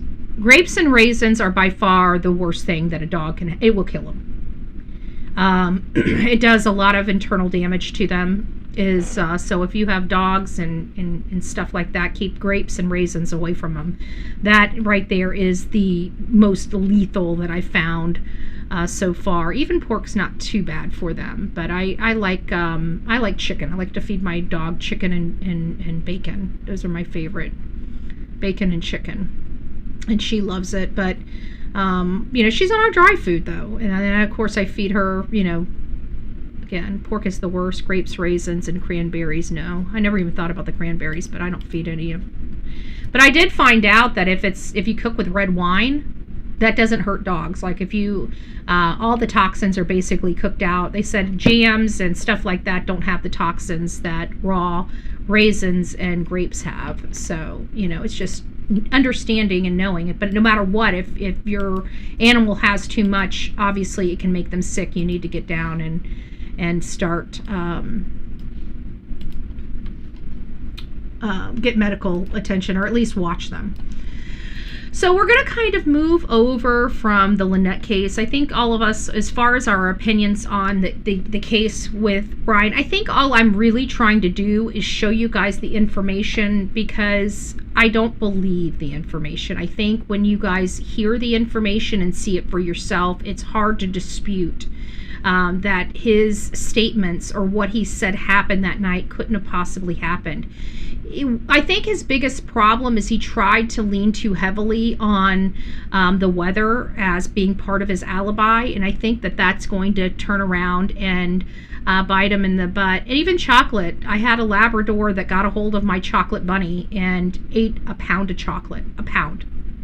And I freaked out. And it was a puppy. It was my black lab, and my black lab was about, you know, this big, about 40 pounds. I mean, he was actually not 40 pounds, probably about 22 pounds at the time, but she was, you know, about, I don't know, 6 or 9 months, and she got in, and I was in tears. I thought she was dying. I mean, I thought she was dying, and I called the vet, and I'm like, just, I was 20 something, and I'm freaking out. I'm calling, and I'm a sobbing mess on the phone. And the vet, actually, this back in the day when some of these vet offices, you know, they answered the phone themselves. And so I'm talking to the vet, I'm just slobbering all over this phone. Oh, my dog is in a pound of chocolate. What do I need to do? My dog's going to die. Do I need to bring the dog in? Do I need to pump the stomach? How much is this going to cost me, doctor? You know, what is happening? You know, and I go on, this doctor started laughing on the phone. Laughing. I'm not lying, laughing. And he's like, ma'am, he's like, you need to calm down. He goes, let's just take a breath. And he's like, okay, let's just start from the top. What type of dog do you have? And black lab. How old's your dog? And I said, you know, I can't even remember how old she was. I think she was like 9 months. So this was 20 some years ago. So I don't remember all the details. And so he's like, now what did she get a hold of? And I'm like, she got a hold of my Easter candy, and she ate a solid brick of chocolate. He's like, okay, dark chocolate, milk chocolate. I said it was milk chocolate. It was the bunny, you know, the little pound, you know, the bunny. And he's like, okay, ma'am. He goes, I need you to watch your dog. He's like, your dog's probably nothing's going to really happen to your dog. Calm down. Your dog's probably going to have pretty bad diarrhea. If your dog starts getting, you know, lethargic or starts moping around, you're going to need to bring the dog into the doctor ASAP. He's like, but right now I think you're okay. I said, are you sure? And he's like, yes, ma'am. I said, okay. So I will tell you this. I don't even remember my dog having diarrhea. I really don't. But my dog was much larger than, say, Delilah. You know, if Delilah ate a pound of chocolate, she would probably croak, right? But my other dog was able to process it through her body. So it really does depend on dogs. And a lot of the stuff that they talk about is for small dogs, okay? Small breed dogs. You don't have the problems that you have in larger breed dogs. I had large breed dogs. I've never had a problem with what they ate or I never fed them grapes or raisins, but it wasn't until I got this little dog that I realized grapes and raisins were toxic, you know? And so do CPR, get down, do CPR, yep. my one dog ate 2 batches of my son's Easter candy and he was fine. Yeah, I found out when they say that this stuff is toxic, it is toxic, but it takes a large quantity to have really any lethal effects, with the exception of some sweeteners. I didn't realize that. So I've checked all the sweeteners in the house, and my sweeteners are non-toxic to animals, which is good, but there are some sweeteners out there that are highly toxic to dogs. And so I will tell you, Splenda is not one of them. Equal is not one of them. So if you guys keep Splenda or Equal around the house, those will not affect your dogs. But I just want to make sure it's Baker's chocolate that will X them. That's what I heard. Yeah, it's a different type of chocolate. That might be it, Nikki. Because I know when he found out that she got a hold of milk chocolate, it wasn't as bad, apparently. I don't understand it, you know. I just worry because, you know, everybody tells you one thing and then you research and you realize, yes, it technically is true, but it's not as bad as they made it sound, you know. And they do that to scare, like, I don't like that. Just tell me the truth. Like, what is going to kill my dog? Don't tell me you don't want, that it's unhealthy to feed my dog table scraps. Okay, so it's unhealthy, but is it going to kill him? The answer is no. Okay, so quit scaring me that if I feed my dog table scraps, my dog's gonna just croak over and die. And I get so sick and tired because some of these animal shelters and stuff like that, they do act like that. They scare the crap out of you when it comes to your dog. And I don't like that because it's untrue. And they know it, and they scare people. But it is important that you take good care of your dogs and you understand. I've got a small dog, and I've got to change a lot of stuff that I did because I had big dogs, and big dogs could tolerate a lot more. I have a Delilah now, and all I feed that dog is chicken. Sweet potatoes, you know. I know the stuff that I know that is good for her. I know she loves chicken and sweet potatoes. I do not feed, I do occasionally let her have, you know, little nibbles of my chocolate chip cookies, and I make sure the piece of the cookie I give her doesn't have the chocolate chip in it, you know. But she, you know, she's a mama's girl, so she kind of eats what I eat, so within reason. But I'll even if I'm having a milkshake, I'll let her lick it. I'll let her lick it. I'll let her lick the you know, the whipped topping. I'm not anti, you know, totally healthy, you know, don't feed my dog anything but dog food type of mom. I spoil my dog as much as possible, and I think everybody should. Remember, they only have one life to live too. And if I'm going to spoil myself, well, my doggy should be spoiled too. That's all I'm saying. That's all I'm saying. All right, so getting on over to Pima County. Pima County Sheriff Chris Nanos, obviously still under fire. A few things that we didn't know. He turned in his paperwork that was supposed to be under oath, written under oath, and he didn't even sign it. He's not even willing to attest to everything that was provided to the supervisors of Pima County. He refused to sign that paper under oath. And if he's willing to attest to all that under oath, why didn't you just have him come down to the office and sign it under oath when we know that everybody is trying to put him under oath? So his attorney is playing some games as well. So I'm not really appreciative of how this is going. He should have filed his statement and his responses under oath, which he failed to do. Oh, that's why. Okay, so Asha says Baker's chocolate has wax in it. That might be why. It might be. I don't recommend you guys feeding your dogs chocolate by any stretch. That's not what I was saying. But, you know, I do want to put some perspective because I don't want somebody, because I did a lot of research on what dogs can and cannot have. Because one, I was, you know, I'm a mom, you know, puppy mom, and I was going from large breed dogs to a very small dog. I've never had a small dog before.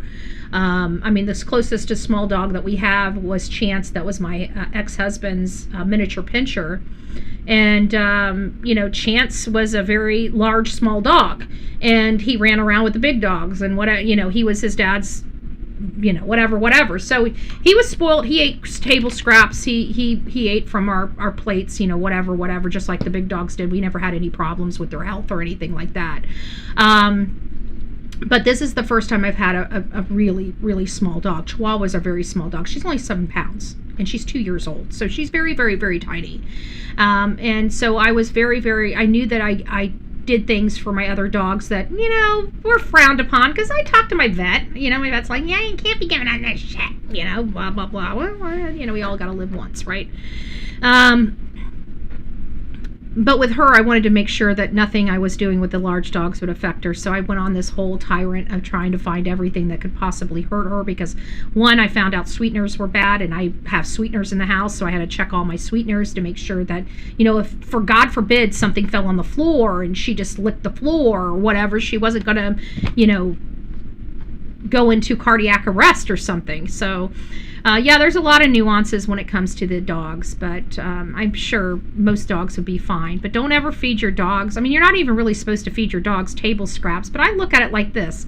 These dogs are in the wild. Half of them are eating frickin' things that have, you know, in the wild that are not very healthy or savory. Okay? And these dogs had to live through all of that. Trust me, their lives right now with human beings are much better than they once were. They get real meat, real food, real nutrition, not stuff, not, you know, carcasses on the side of the road filled with God knows what that they're eating on. So, you know, their bodies are designed. We can't take away that their bodies are designed to live in you know, trying times. So for me to say, oh, they can't have pork or they can't have chicken or they can't have this, and I'm sitting there thinking, what do you think they're doing out in the wild all this time? I mean, their teeth are designed for this. What do you think they're doing out in the wild? Seriously. And if you looked at the, like even the chicken bones, if you look at how often do chicken bones get stuck in dogs, yeah, it happens. But it's not very common. You know?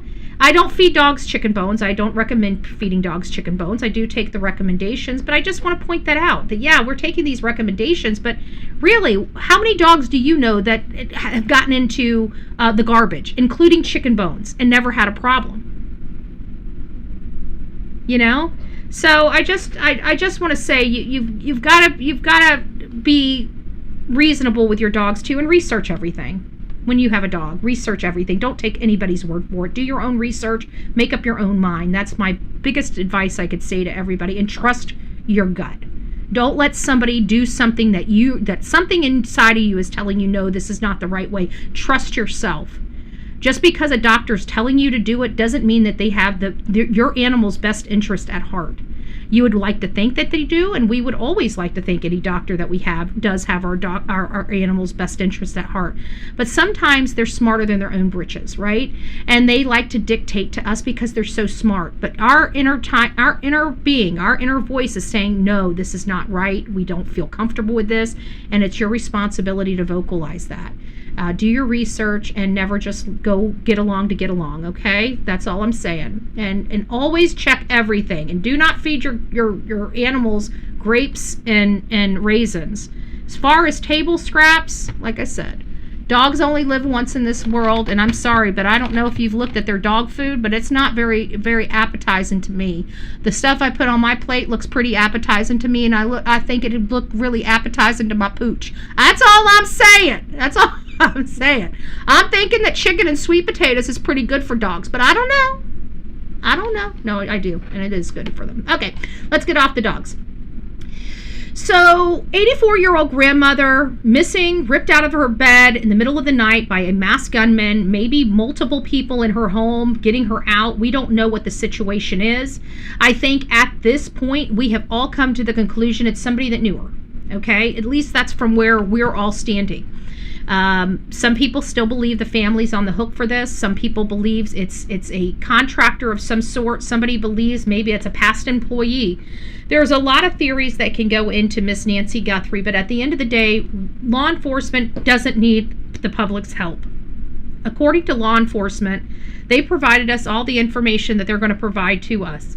They're going to let this woman just go and go and go until they can find her. They don't want the public, because they're smarter than the public. And they're so smart that they've been managed to not be able to find Nancy Guthrie and have not managed to find the suspect that did this or suspects that did this, but they don't need our help.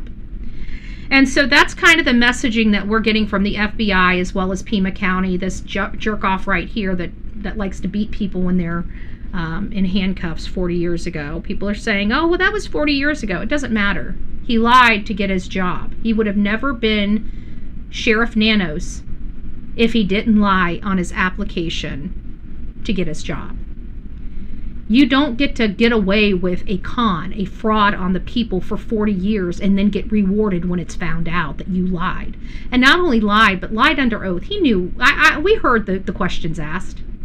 There was no misunderstanding about the questions.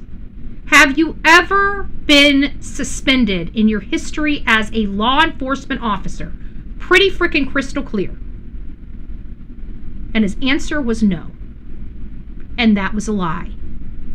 That was a lie. He could have said yes. You know, my prior 40 years ago, I was suspended a lot of times. As a young officer, I made a lot of mistakes. Yes, I was suspended. Been done with it. But he chose not to. He chose to lie. Again and again and again until 40 years of lies caught up with him. And it took Nancy Guthrie's case for those 40 years of lies to finally catch up with this man. And that's after he already poo-pooed all over this woman's case. And now the reason why we were all up in arms about him sending all this stuff over to the lab in Florida, and now months later it's all being turned over to the FBI because they need help. Which is exactly what we said would happen. It's exactly what we said would happen. The difference is this woman's life was on the line when these decisions were made, and now we're all just sitting here waiting for her body to be found, or her remains at this point, to be found and brought home and given to her children. But I don't believe that day will come under Chris Nano's watch. I believe he has disgraced his department. I believe he brought shame upon the beautiful people, men and women of Pima County Sheriff's Department and the law enforcement body in that community. Because once you don't trust one, it's hard to trust others, right? When you think of Pima County, you know, you might as well have painted the entire state of Arizona with the scarlet letter, because this is the only case many people attribute to Arizona right now. Where are we in this case? Well, we're hearing from CeCe Moore, which is well known in the investigative genetic genealogy testing. And what we've learned with her conversations with Nancy Grace is she doesn't believe this hair was tested. What she believes happened is that all of this evidence was vacuumed, and we have this MedVac device, this, where is it? There it is. This MVAC DNA collection device. We actually debuted this a few weeks ago when we were talking about MedVac, our MVAC, and what its ability is and what it can do. You know, as far as DNA, and why I thought that whole area in the front should have been vacuumed somehow. This gets DNA off porous surfaces. Okay. You know, anything that has porous rocks, you know, all that type of stuff, it pulls. So what CeCe Moore believed may have happened, she doesn't believe that hair has been tested. She believes that, there she is. She believes that what had happened is, you know, a lot of evidence was sent to that lab in Florida, and through some of their collection technology, that when they got to that process, they realized there was this rootless hair. They didn't have the ability to forensically review this rootless hair, so it sounds like they sent the, according to CeCe Moore, she does not believe they tested that hair at the Florida lab. Because the question is how much of the hair can actually be left over after tests, and how big is this hair piece? You know, it can't be that big, you know, that we would presume, especially without it having a root attached to it. And whose hair could it be? Is it Nancy's? Did they test it for that? And since Nancy hasn't been excluded, I think CeCe Moore is onto something. I think they realized they had the rootless hair. They don't do that type of technology at this lab. And then they went ahead and turned it over to the FBI without testing it. And that's why they do have stuff to test. One of the bad things is with all of their evidence, this is where it starts getting complicated, because there's only so much of the evidence. And every time a piece of that evidence is tested, it is destroyed undergoing that testing. So if this rootless hair was already previously tested, I don't know if it would have enough to be tested again. And if it wasn't their forte, they would have been smart enough to say, look, we found a hair. It came back in some of the evidence you guys collected, but we don't have the facilities to test the hair. We don't want to ruin the specimen. We need advanced testing.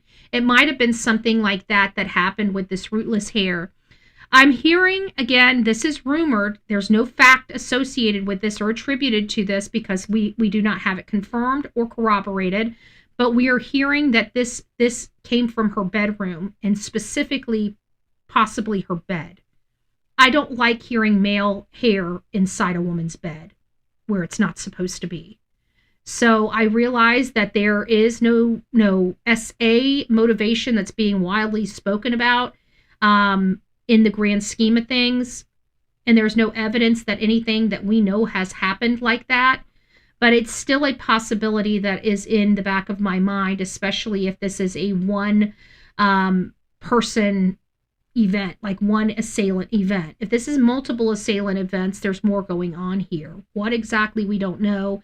But I'm just not in the ransom realm. Is it going to be ransom? It could be. I could be totally wrong. I've been wrong before, so don't blindly follow me. Do your own research.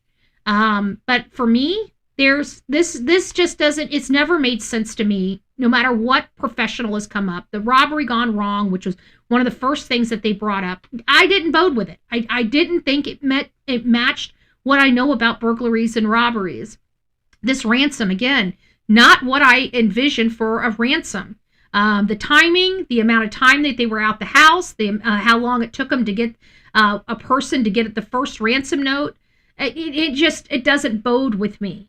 We know it feels close to home, but we don't know why. The family has been cleared. So it's not the siblings, not her children or their spouses. And I know people have looked at Tommaso, people have looked at Cameron. We've looked at all of them. Nothing is fitting for them. Despite what people are saying, I can honestly tell you, nothing is fitting for them so far. It's suspicion, yes. Not trusting the sheriff, yes, I get it. But nothing that is strong, solid, even possibility of evidence produced against them. Nothing. I haven't seen anything. In light of them being cleared so publicly by Chris Nanos, I have to believe that they had nothing to do with their mother's disappearance. This is something different. And as easy as it is for us to look at them, it hasn't moved the needle one iota. It's just time to move past the family. If we circle back, we circle back. But we need people looking at possible other suspects to start the conversation over again if we're going to move past this. I do believe it's somebody, but we have to start looking at other people that were in this lady's life. And that's hard because everybody has not provided that information. Her family's not coming forward. Her family's not talking to the public. Her family's not even advocating for her safe return anymore. They've just decided to dust it off and just move on with their life, which is, for all of us sitting out here watching and still advocating for it's a little weird for us. We don't know how to handle this because every other case that we've dealt with, families acting like this, they were involved somehow. And so that makes us feel really, really uncomfortable when we're dealing with the Guthrie family because this is what's making them keep looking at the family. They're not doing anything that we expect families to do. They're not advocating for their loved one. We see no public post of any information, what she was wearing, what her heart date, in months. Yeah, they talked about it early in the case, but now where she's still gone, we have no idea what are we looking for? What clothing was she wearing? The basics, just the basics of any blessed missing person case we don't even have. And that's a shame. And it's a damn shame for Savannah Guthrie. Because how dare you? You got the whole world looking for your mom, and you're not even telling people basic information about your mother. Nothing.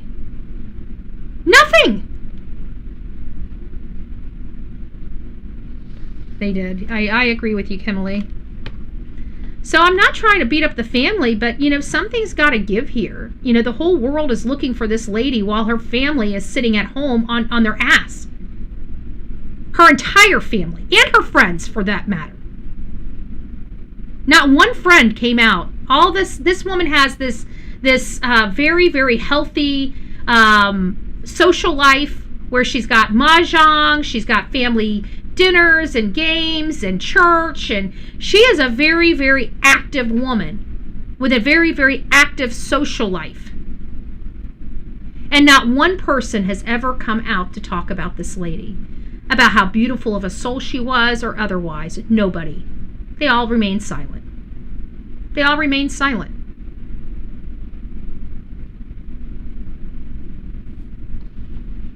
It's a shame. It's a shame. Because to us, Nancy Guthrie is not a rating. And I'm sorry she was for Savannah.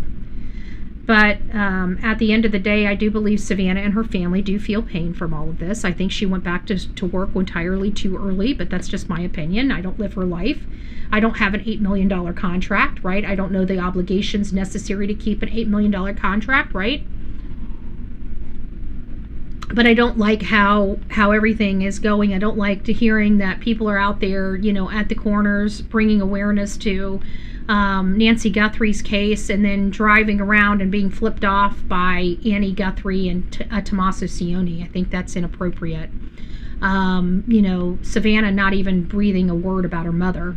You know, she's like, oh, well, I'm going back to work, guys. You know, my mom, you know, and then the whole Easter thing, and it's like, you know, does she really care? It seems like she's trying to tell us that she's all faithful, but it sounds to me like she struggles with her faith every single day. And I can tell you I struggle with my faith, but I don't try to hide that. You know, I don't talk about it very much, but I struggle with it, with some of the things that go on in my life.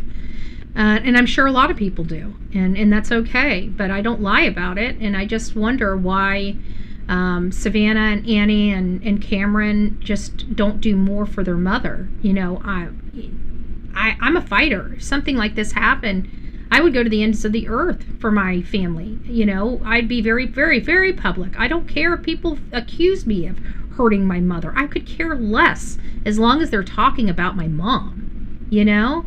But here they just want everything to quiet down. So I don't even know why we even talk about Nancy Guthrie's case anymore. In all fairness, I think the case just needs to go to the bottom of the barrel. Unfortunately, it sounds horrible for me to say that, but you're talking about a very wealthy family that clearly doesn't want our help. So why are we giving them our help? If they want to do it on their own and they don't want to search for their mother and they don't want to get, you know, missing flyers out and spread awareness, why are we?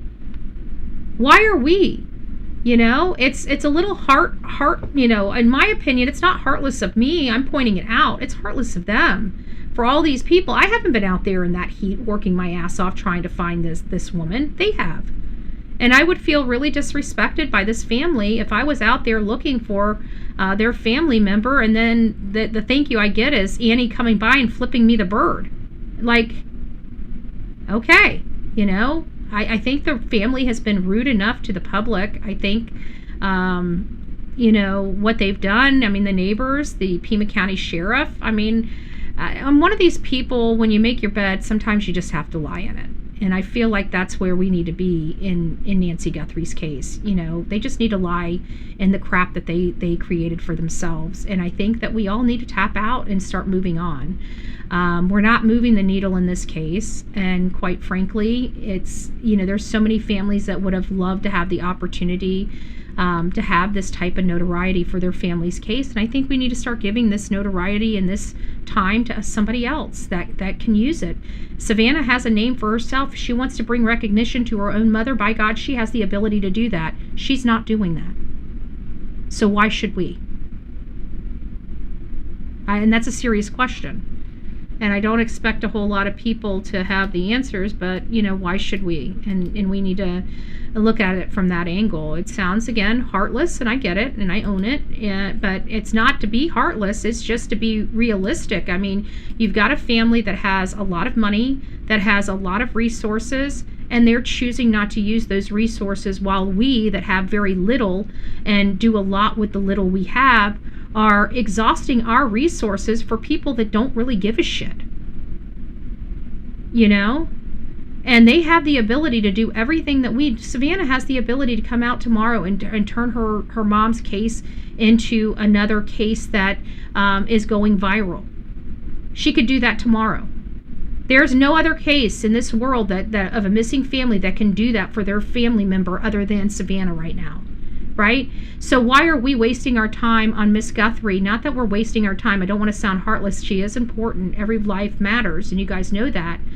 But why are we fighting against a family that doesn't want us when there's 1,000 families that do? There's 1,000 families that do. I hope that Nancy Grace, I hope that Brian Enton, I hope that everybody else, including Ashley Banfield, looks like she's on the Bahamas case. I think it's time for us to exit stage right and let the Guthrie family deal with this on their own. Their behavior in this case has been not very Christian-like, yet they're such a faithful family. But I think it's time for us to say, you know, if you want to do this on your own, by all means, let's let you do it on your own, because how you've treated people that were searching was terrible. And I'm not putting this on solely on Savannah. This is really an Annie and Tommaso situation, and I understand that they've got the worst part of this, but at the end of the day, you know, acting like that doesn't make people change their minds. It actually causes people to gossip even more, you know. So they could have done something a little bit different in their own behavior to take some of this off of them, or just understand that, you know, they were truly the last people that saw her. The condemnation of the public was right at the time, although misplaced. And they should understand that, and even as hard as it is, be appreciative that people care enough to go toe to toe. That's showing people fighting for their family. You know, that's something that's a plus, not a negative. Yet they turned it into a negative, and I don't like that. Every time families do that, there's more to the story.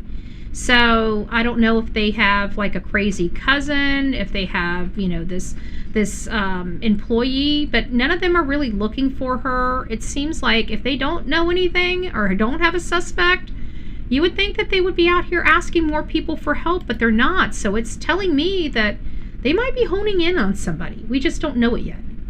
And I hope that's the case. But until that day happens, I think it's time for people to tap out of this case. And I'm saying that for two parts. One, I just feel that the people that have worked this case so hard were treated so poorly. And I'm talking about like 857, you know, criminal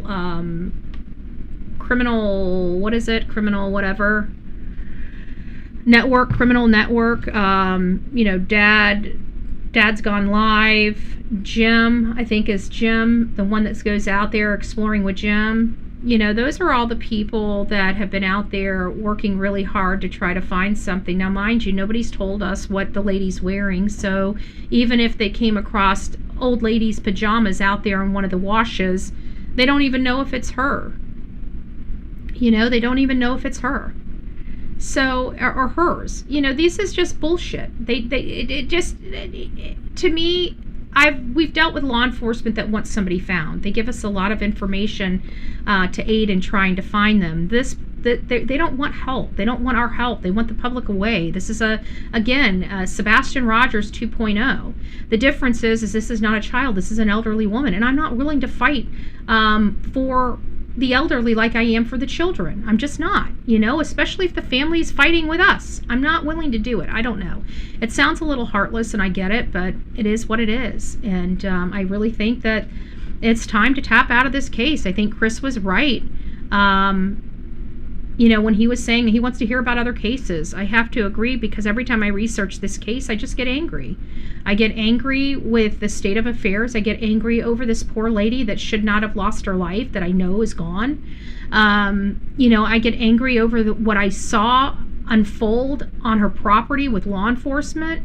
You know, the lackadaisy processing they did, and I feel like it's because of their leadership.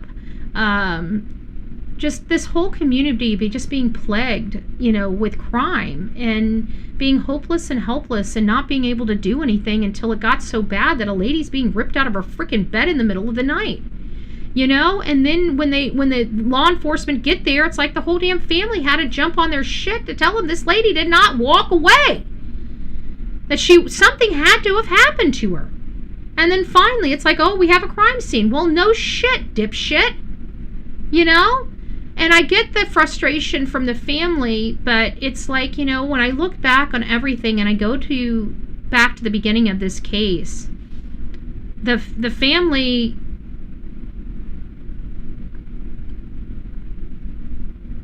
I didn't like the way the family was. Well, I guess I shouldn't say that. At the first, I thought everything was fine. You know, it seemed like she was trying to follow law enforcement's direction and trying to do what they needed to do on that front. And I get that. But there was a time when it's like, okay, this isn't working. You know, at some point, families get to the point of impatience. Like, okay, this isn't working. We need to do something else. Law enforcement is not getting this done. We need to start thinking outside of the box. We have all of this people, all of this attention. Why aren't we doing our own thing? That's always my thing. Like, why aren't you doing your own thing? And Savannah's a smart woman, and I can't take that away from her. So she knows what she's doing, and I have to say, you know what? She knows what she's doing. She's made the conscious effort not to provide any resources for her mother.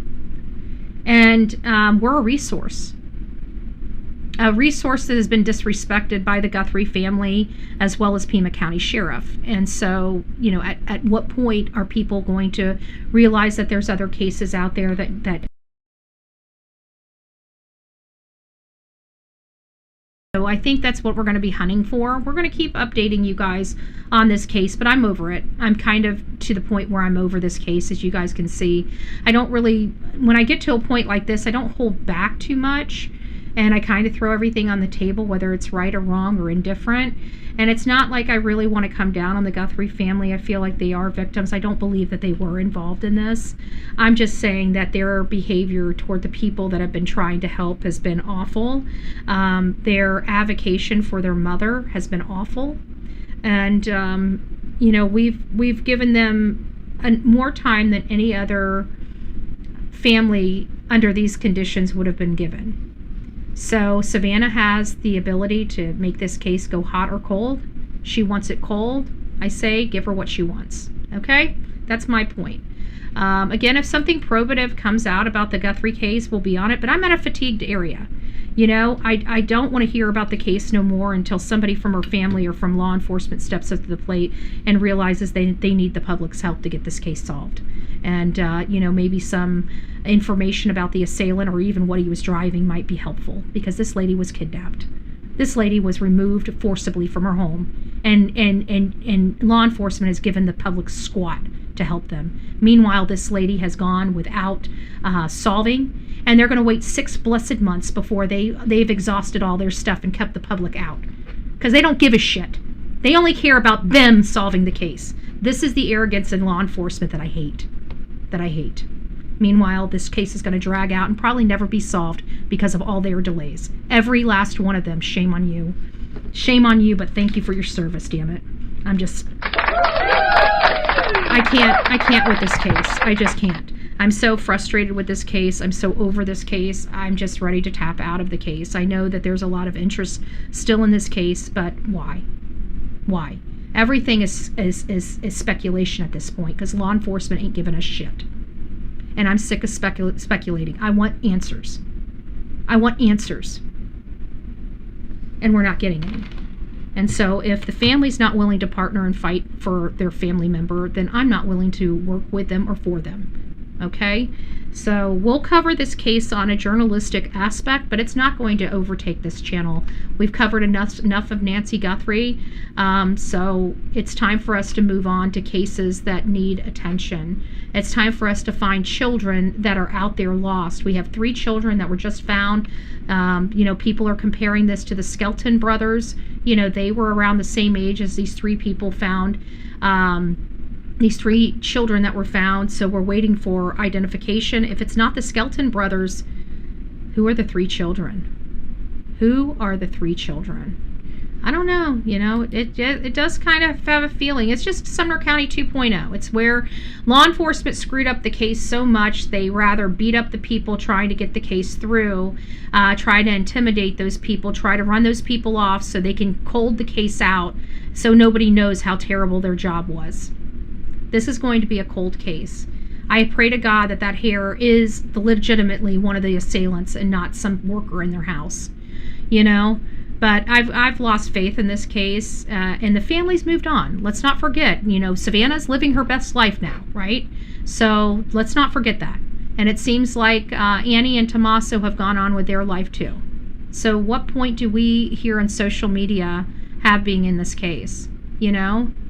I'm sorry, but that's, they obviously don't care that. I mean, they care, but they don't have the fight in them for their mother. This is not the case for us. It's just not. So anyways, we'll be wrapping this part of it up. I don't know who did this. I don't know if it was Luke Daly. I don't know. But with law enforcement not really wanting help in the case, there's nothing we can do as a public. So I'm just done. Okay, if Nancy Grace wants to continue talking about this case, then I guess you guys are going to get your updates from her. But I'm not going to, I'll give you guys updates like once a week on this case at this point. I'm done. I'm done with Nancy Guthrie. We've got too much going on. There's too many other people out there that want help, that want social media to take their case and explore their case. And, Savannah can do that herself. Let's not forget that. So CeCe Moore, she'll find the killer. I hope she does. She seems like a very nice lady. I'm glad that, her craft was able to be a real benefit to the world of investigation. People that used to laugh at her as a laughingstock and thought that the work that they did was hocus pocus, like they kind of feel about social media, turned around and showed that the whole world that they have something that can really bring killers to justice. And I hope social media turns around and does the same thing, because we need social media out there. Law enforcement can't do this alone, despite what they try to explain to everybody in the world. We know the truth. And so we're going to continue doing this. Why? Because we have a right to. We have a right to hold law enforcement accountable. And I'm sick of law enforcement saying that somehow us holding them accountable is against the law. No, it's not. No, it's not. So we are going to continue to hold counties accountable. Anyways, guys, I'm going to run. Thank you guys for rocking it out with me this afternoon. I appreciate all of you and all that you do. I'm sorry I've been kind of scarce. A lot of stuff has been going on in my personal life, from losing a valued friend and confidant, to Delilah having surgery, to just, being exhausted, from all of the gunk that we carry from case to case, and sometimes the lack of appreciation from the people that should be more appreciative of the work that's being done on their behalf. But either way, we continue to move forward. We continue to bring awareness to cases, and we're going to continue to do that. So rock it out with your coffee beans out. Don't forget to be fearless. If you see something, say something. An ounce of prevention is worth a pound of cure. And until next time, please be safe, but more importantly, kind to one another. God bless.